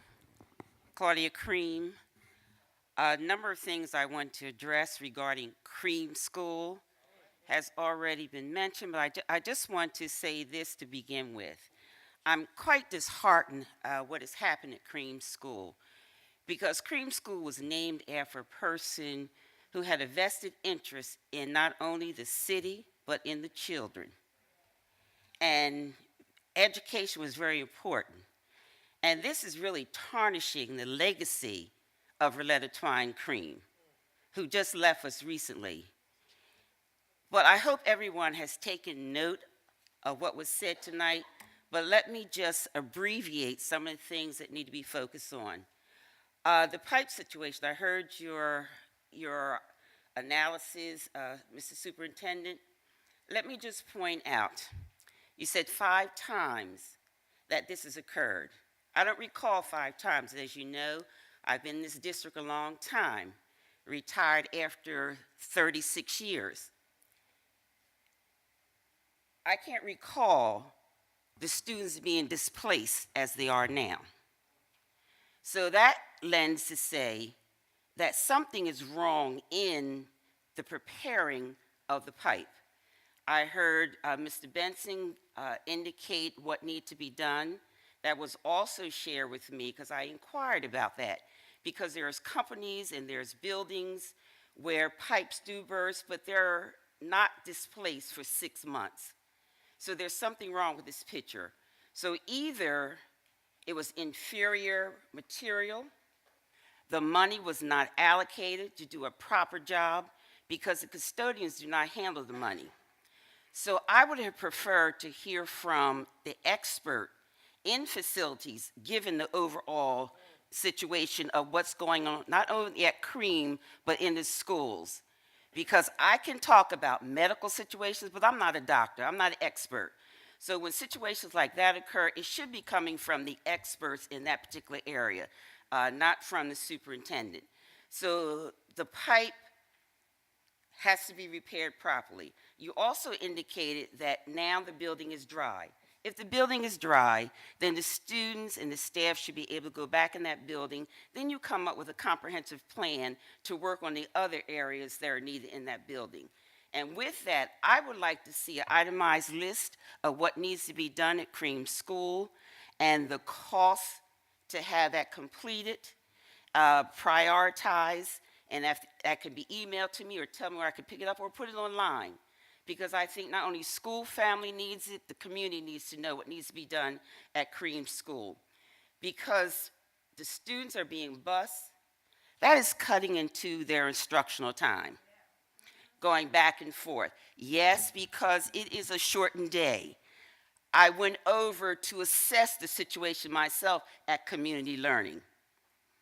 It is not a proper environment. As a certified, qualified educator who can make that assessment, that is not a building that is conducive for the students to be there.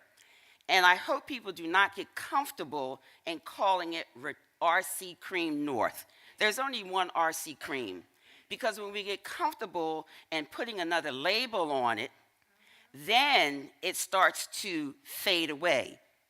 So then that could be a reason why not to have or refurbish the Cream School to where it needs to be. So let's not call it RC Cream North. There's only one Cream School. But getting back to the facilities, I went over to take a tour myself because I remember when that facility was built. And I was not impressed with that charter school. The rooms are too small. When you have classrooms with over 24 students that are now cramped in, saw it for myself. Saw the cafeteria situation, and my question was, if there was an emergency situation where the students had to get out quickly, it would be disastrous because it's too small for those children eating there. I also looked at the fact on the second floor, there are no windows on the door. Yes, they may have cameras in the classroom, but you can always cover those cameras up. So that was a safety issue for me, not having windows on the classroom doors. Some of this room, especially for the guidance counselor, she cannot even hold a half a person in that location. So there's a lot of things to be addressed in that building. If Cream School is dry, let them go back. They do not have smart boards. They do not have I looked at all of those things that were needed to have a successful school day, and it's not there. Also, as I conclude, when we look at being proactive instead of reactive, we have to look at a pattern here. They're out of Cream School supposedly for 6 months, shouldn't be. We look at those schools that have been labeled not enough students, too old. But then they're turned over. I'm talking about Whittier. I'm talking about Sumner, who just received a $15.5 million grant from the Economic Development to refurbish that school. I'm looking at this pattern. Molina was a public school. So we can go on and on. I hope this is not the fate for Cream School, because Cream School is not that old. I attended a lot of the public schools here in Camden. We do not have these situations, so something is wrong. It is not those here, the parents, that need to fix this. It's those that hold Ms. the Cream, purse string. Ms. Cream, please wrap up your comments. Your time is up. I will. And so with that, please make sure I get the information about what needs to be done at Cream School. I need to know exactly if it's dry, when the students can go back to Cream School, because with the amount of money spent on busing now, the millions of dollars spent on busing because of this open enrollment, we do not need to add any more to that. That money can be used to fix up these buildings, not just Cream, but the heating situation. Thank you. Thank you, Ms. Cream. Mr. Sean Brown.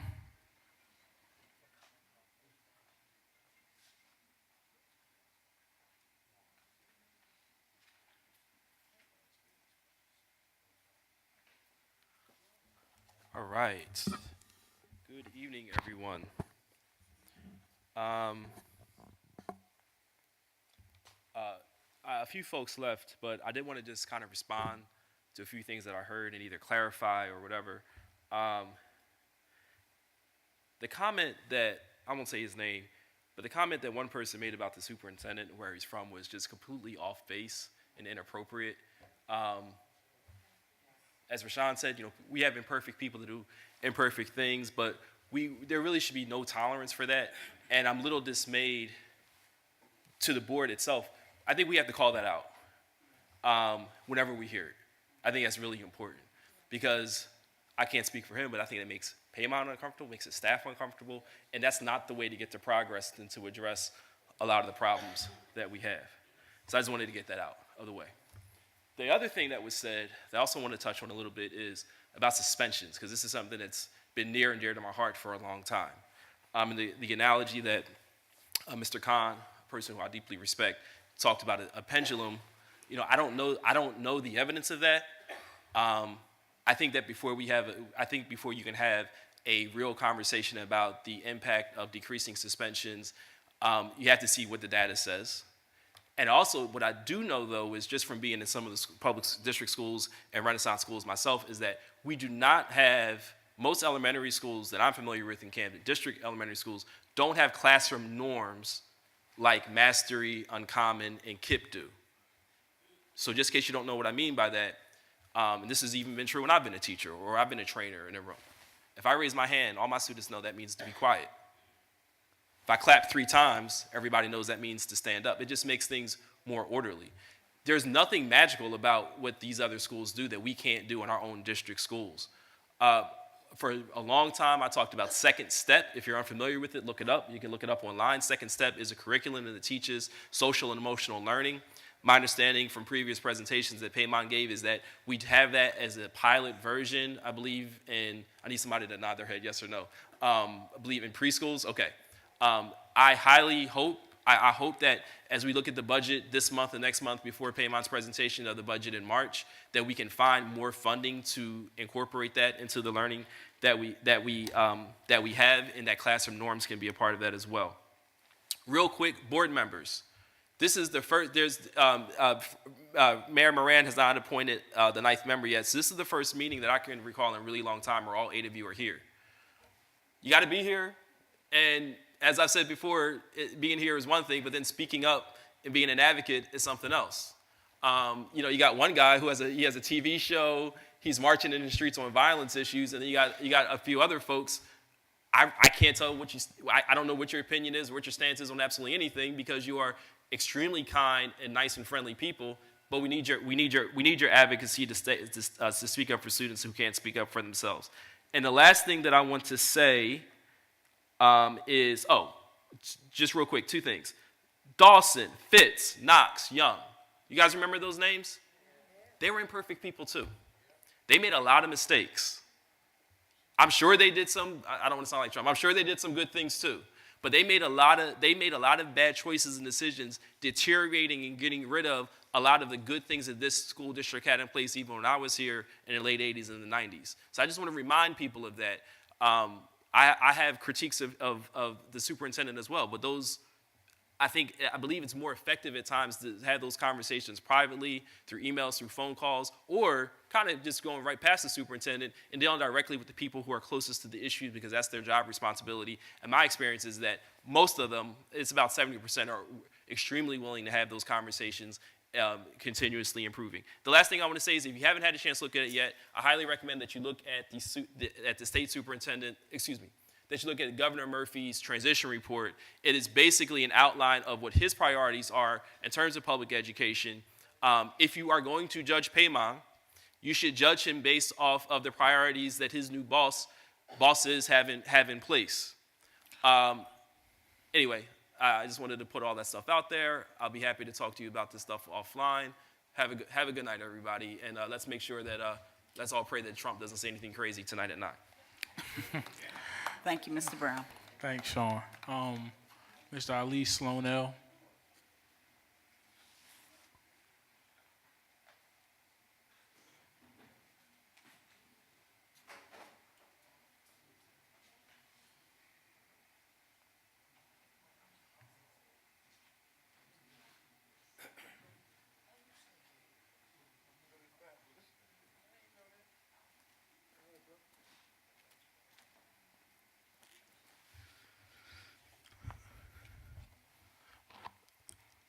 Do I say my address?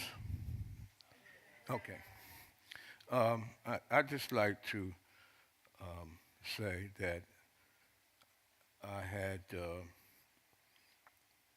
a little bout with Bell palsy, and some people know what it is, and some people don't. It's a virus that affects your muscles and the nerve in your face. It's similar to a stroke, but it's not a stroke. It's something that when you get old, things happen to you. I'm about 63 years old, and I've been in this Camden fighting for people, for the youth. Some of the folks that's up there that I've been on the board with. Miss Martha Wilson, Miss Burley, we go way back, and I want to apologize for not calling you because really I couldn't talk. And you know, it really affected me.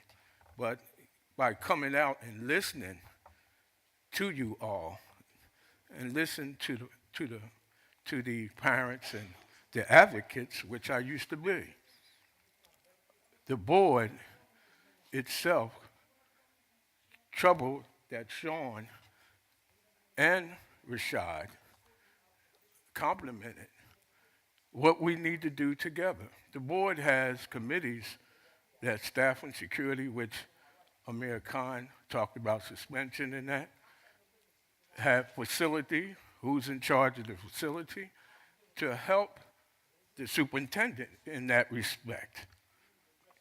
You can't allow folks to get up and have a disrespect for the superintendent because we can't place that all on him.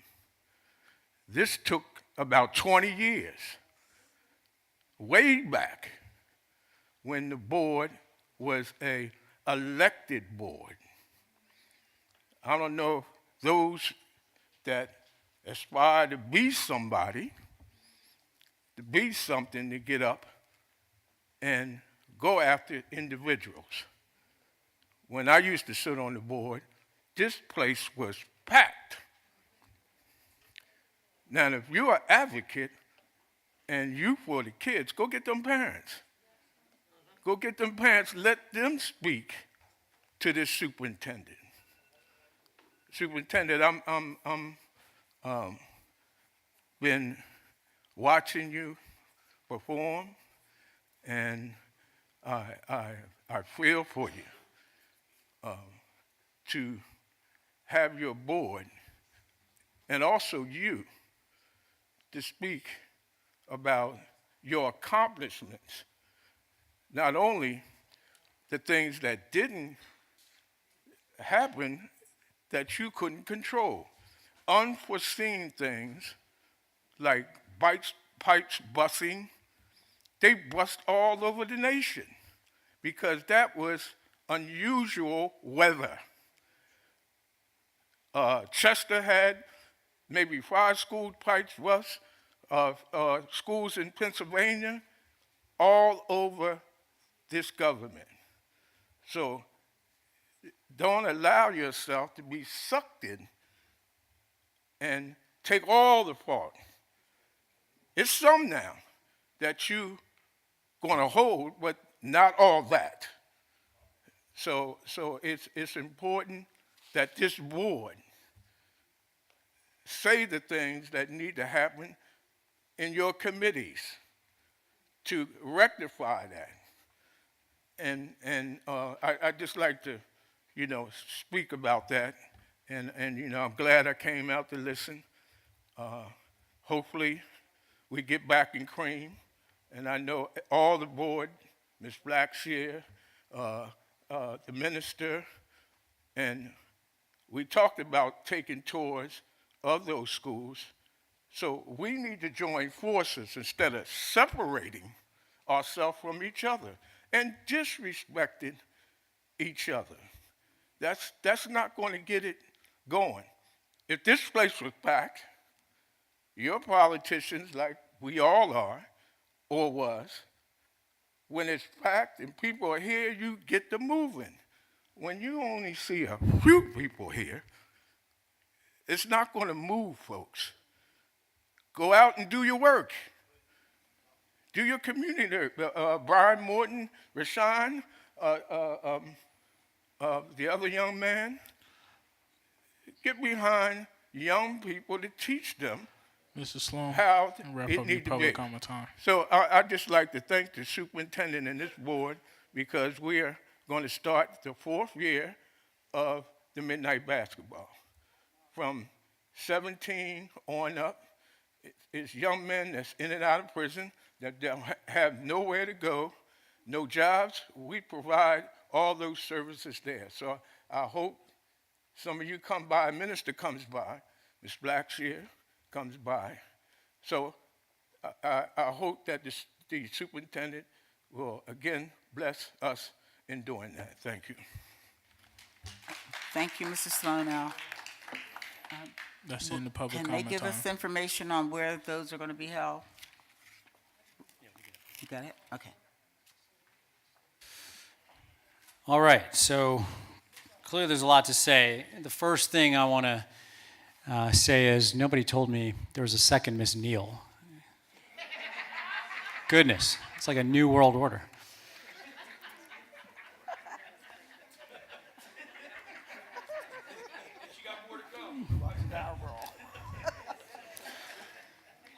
Wasn't actually thinking of resigning, but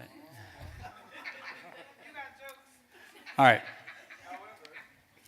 So let me just begin and just focus in on some bigger picture comments on facilities before I address some of the specific comments.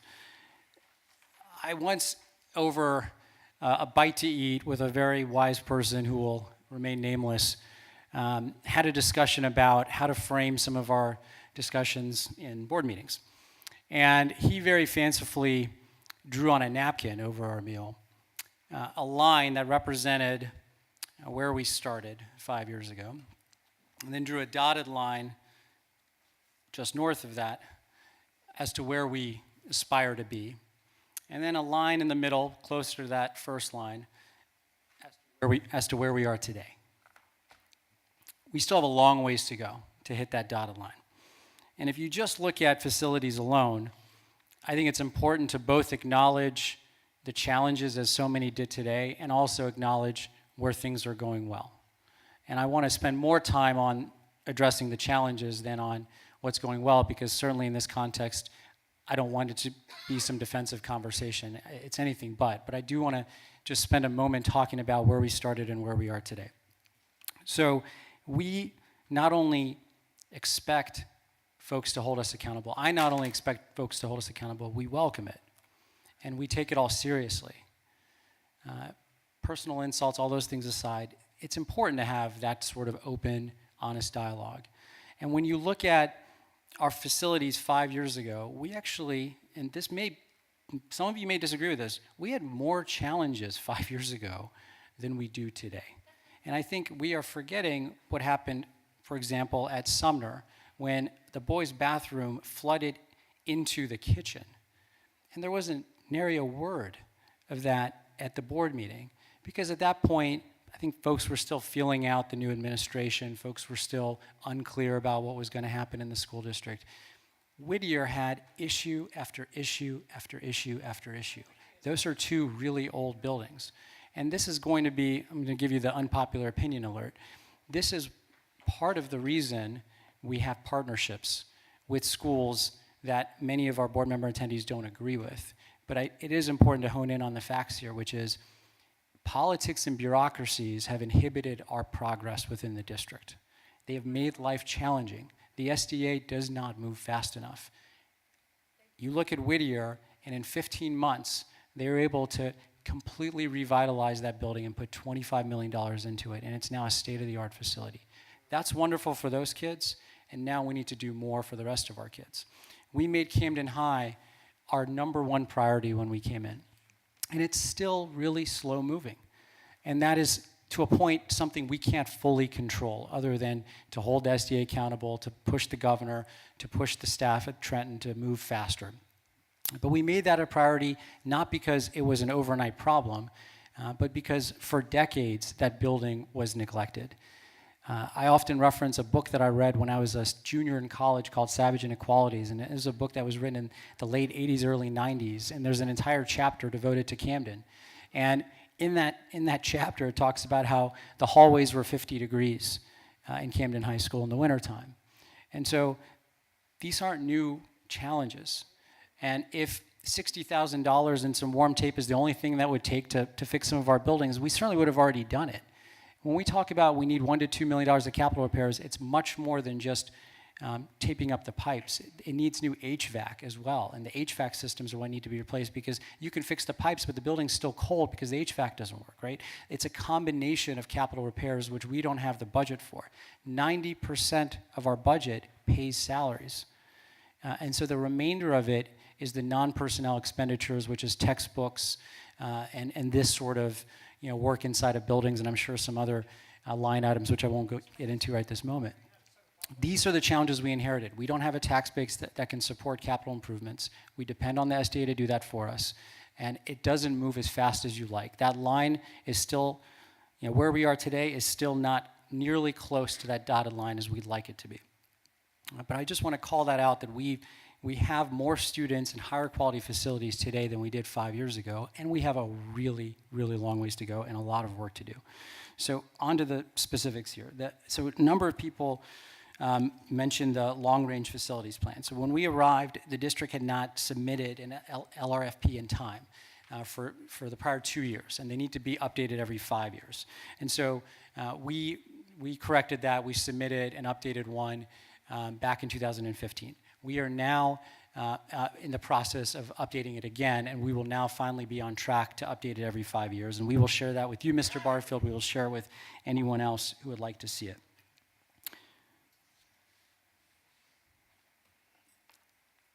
So in terms of SDA funding for other buildings, we continue to lobby for funding, and that includes emergent need projects. They rejected our last emergent need project, which was to fix the roof at Forest Hill. That roof, many of you all know, there's major leaks. It's really old. It needs to be replaced, and they rejected our emergent need relief project. That doesn't mean we're not going to put in another one. We're now at this point trying to find outside-the-box solutions. And so we've been talking to some people at the state, and we need the blessing of the new administration to do, to raise a bond, to do what the suburbs can do without having to raise taxes, and to get some state subsidies to allow us the flexibility to do that. That's what, by the way, a Renaissance school does. They, as a private nonprofit organization, float their own bonds, pay down their own debt, and can raise $15, $25, $30 million for new buildings. We don't have the powers to do that. We are trying to, through creative problem solving, smart lawyers, smart people, trying to piece something together to give us the resources to replace old boilers, which this is actually a comment that I meant to make up front on the big picture side.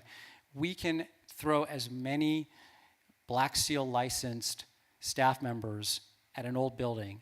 You're not going to be able to overcome the challenges of a boiler that doesn't work anymore. Like, personnel alone doesn't fix that. And I do want to just point out that all of our head custodians have a Black Seal certification, and most of our custodians do too. It's actually a new thing that we've done. We've increased access to the Black Seal certification. We've provided that to our staff in a way that was never available before. A number of comments were made about insurance for CREAM. Absolutely, we filed our claims.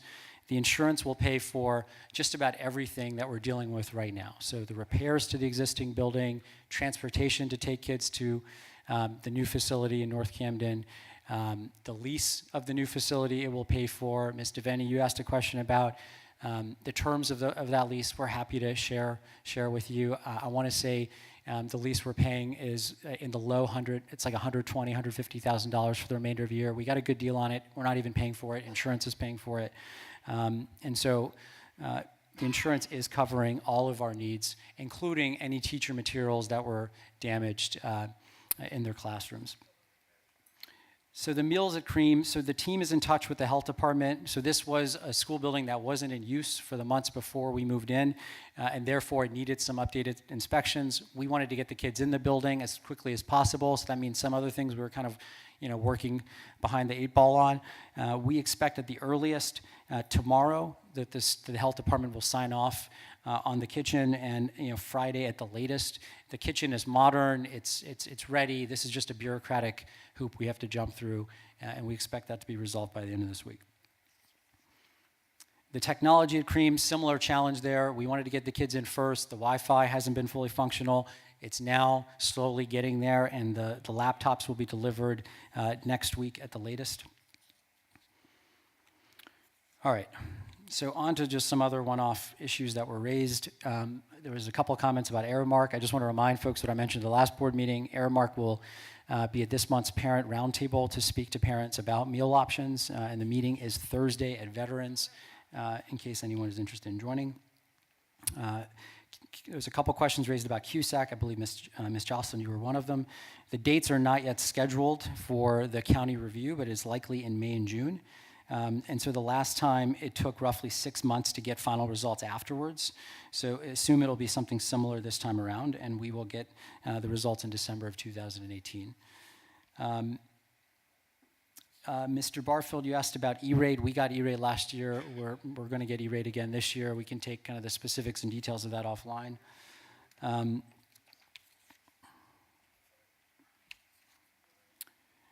Mr. Brown, we will have second step. We have expanded our use of second step, including, I can't read the rest of this note, but we have expanded the use of it, and we are interested in further expanding it. All pre-K and K. Okay, great. There are a number of other items here, and I know folks have left, so I'm just going to touch on a couple more that jumped out at me that I wanted to address. So the after-school program I discussed, and we want to do everything possible to make sure we catch those kids up. They did miss a lot of time. We're obviously going to make up that time, as I mentioned, in part during spring break and the end of the year, but that transitions are hard, and we're going to throw additional resources to make sure we support our kids as best as we can. And so that's the partnership with Ignite that I highlighted earlier.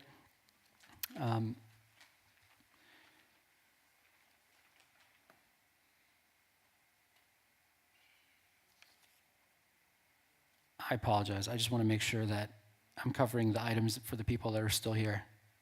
The school day at Cream has not been shortened, so I just want to point that out as well. The last time there was this type of incident, the school day was impacted because the kids were bused during the school day. This time around, they are getting there before the school day starts, so we're not losing any instructional time, and we wanted to be very mindful of that.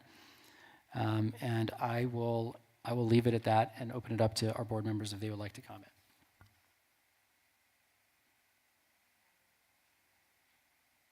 Ms. Taisha Manir. Payman, I know that Ulisse had mentioned about the cosmetology program at Wilson, and I did hear feedback that we have some equipment already there in place, but we just need to continue to put them in for the students, correct? Yeah, so I actually stopped by Ms. Daniels' class earlier this week. Equipment and resources are now inside of her classroom. But are they being installed or? They're in the process of installing it. So a couple of them were installed, and the rest of them had not yet been installed, but it is in process. Okay, and I also want to add that even though people expect for us to be up here and delegate all the situations that you might want us to delegate, that doesn't happen up here because we do it behind closed doors. And if there is specific items that you would want us to address, we are all on social media. Some of you have our numbers. There's specific items that you want to talk about that we can raise it to the superintendent. We'll be happy to, have that conversation, but, it's just not, this is not for us to talk in behalf of each and every item that you want to touch upon. This is, this is time for you guys to come out here and let us know what are specific items that you want to raise and bring to our attention.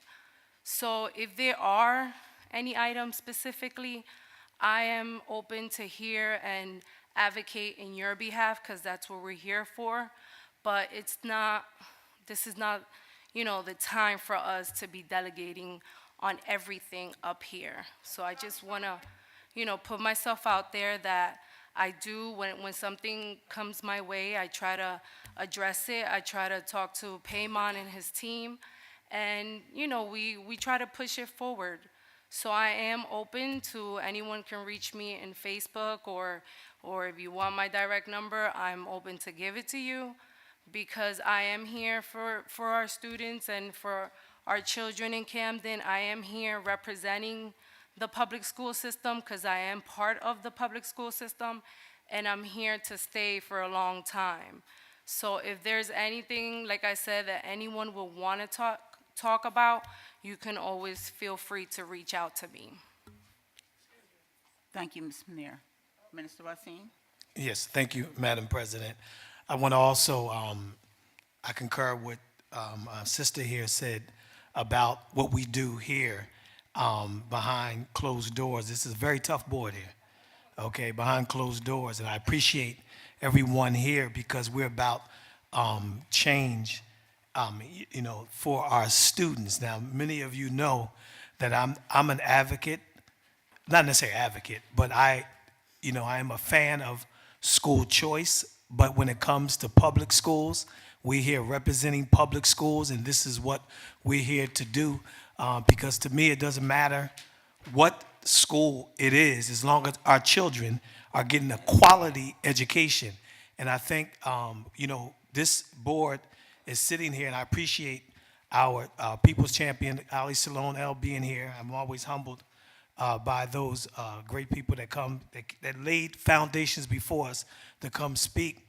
But although this is the time for us to listen to what the people have to say when we come here, that a lot of the things that were being said were about particularly the superintendent, but very little tonight, and I guess we have room for that, it comes with the territory, very little tonight about actual education and what's going on in the classroom, except the earlier parents, the teachers and the paraprofessional that spoke, and because they were driving the night, and I thought the night was going in that direction.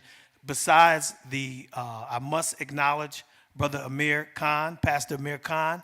Tonight, you were absolutely on point tonight on your issues. My idea with that, with disciplinary, especially in the Camden school system, as I always say and I always advocate, and I appreciate the superintendent because he listens. We have conversations offline, and we have plenty of conversation. I think that more black and brown students have to see in the classroom who's giving them instruction look exactly like them, because that would add to it. If I may say, as we're talking about things that happened years ago, from my conversation with the late Miss Reletta Cream, when she came to Camden High School, there were, and some of the people are here from those actual environments that led her to Camden High School. Some of you here, y'all lived it.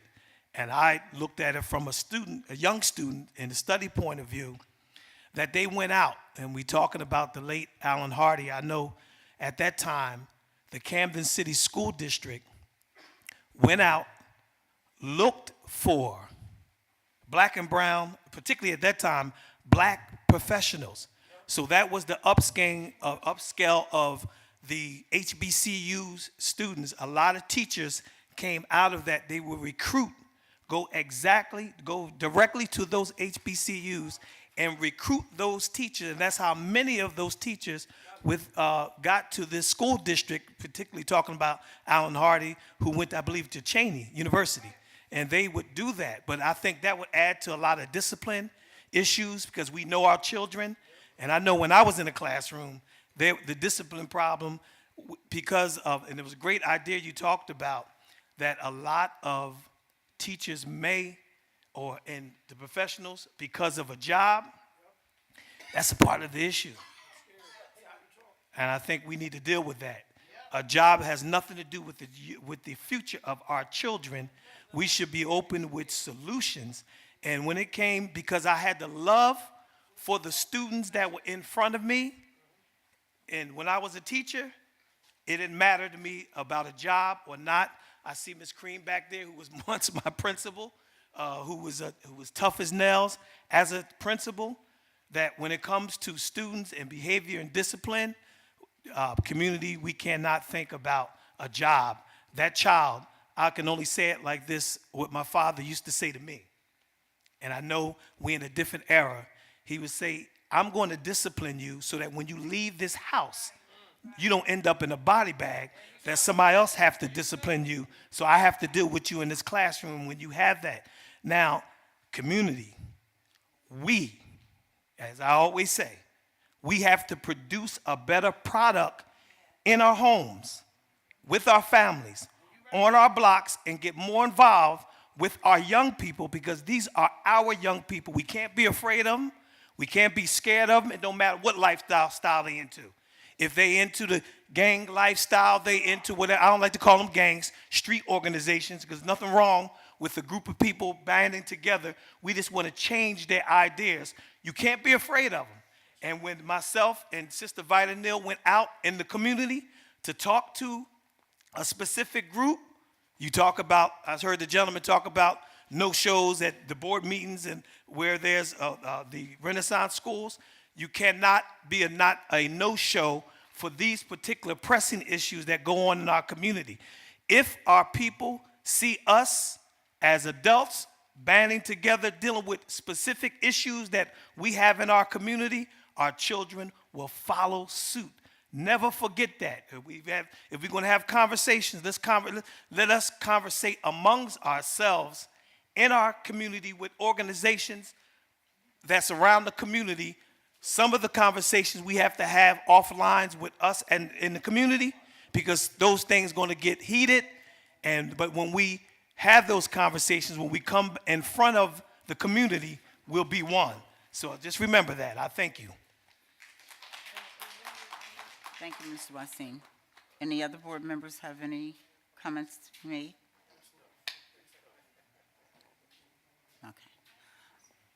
I would just like to say that once again, when we come together as a board, this is the Board of Education's meeting. It's our responsibility to give you the opportunity to respond to what you see on the superintendent's report, but it's also our responsibility to be respectful of one another. We have children in the audience. We have children in the homes when it's played back on the TV. This isn't what we want to represent as the Camden City Board of Education. First of all, we have a new governor coming in. If I was the governor and I sat back and looked at some of the things that we've been doing, why do we want to give any of us the opportunity to be a part of a board here in the city of Camden? Because not only is it the situation where we have to deal with what's going on in the district and come together and be unified to make that happen, using the best results that we can on behalf of our children, our families, and our staff. We have to work with the unions as well, because the union is a part of those who are in this district teaching our children. So we have to begin to come together and work together. How do you have ex-children to respect one another when they don't see us as adults doing the same thing? So what I'm saying to you is before, when we go into closed session, Mr. Rohanaford basically sits, he listens to us, and we're not always quiet the way that we seem to be sitting at this table, but he gives us the respect that even though sometimes we're heated, he listens to us, and he still works along with us. And you're gonna have to understand, there is a difference. It's a difference when you have the Board of Education and then it comes down to the business administrator and the superintendent. Your structure isn't set up the way you're used to.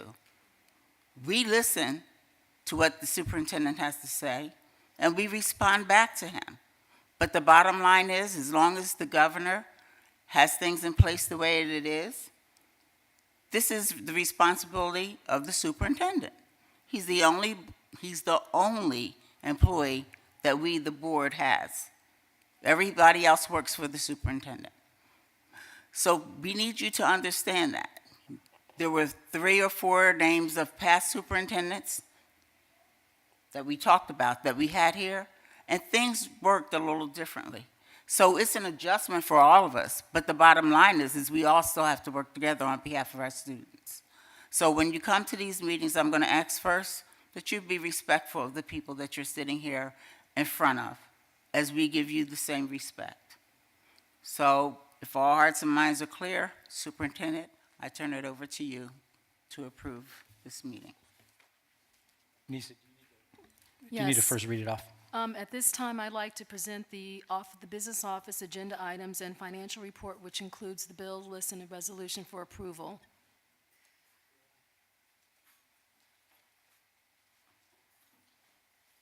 In accordance with the powers vested in the State District Superintendent under Title 18A, I hereby approve today's superintendent's agenda items and business office agenda items. At this time, is there a motion to adjourn the meeting? Motion to adjourn. Is there a second?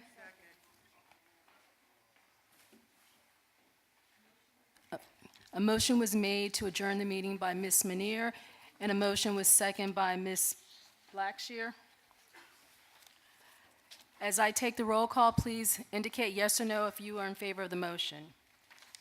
Ms. Teresa Atwood, Ms. Catherine Blackshear, Mr. Jose Brito Bueno, Ms. Dorothy Burley, Ms. Taisha Manier, Mr. Wasim Mohammed, Yes, yes. Mrs. Felicia Reyes Morton, Mrs. Martha Wilson. At this time, the meeting is adjourned.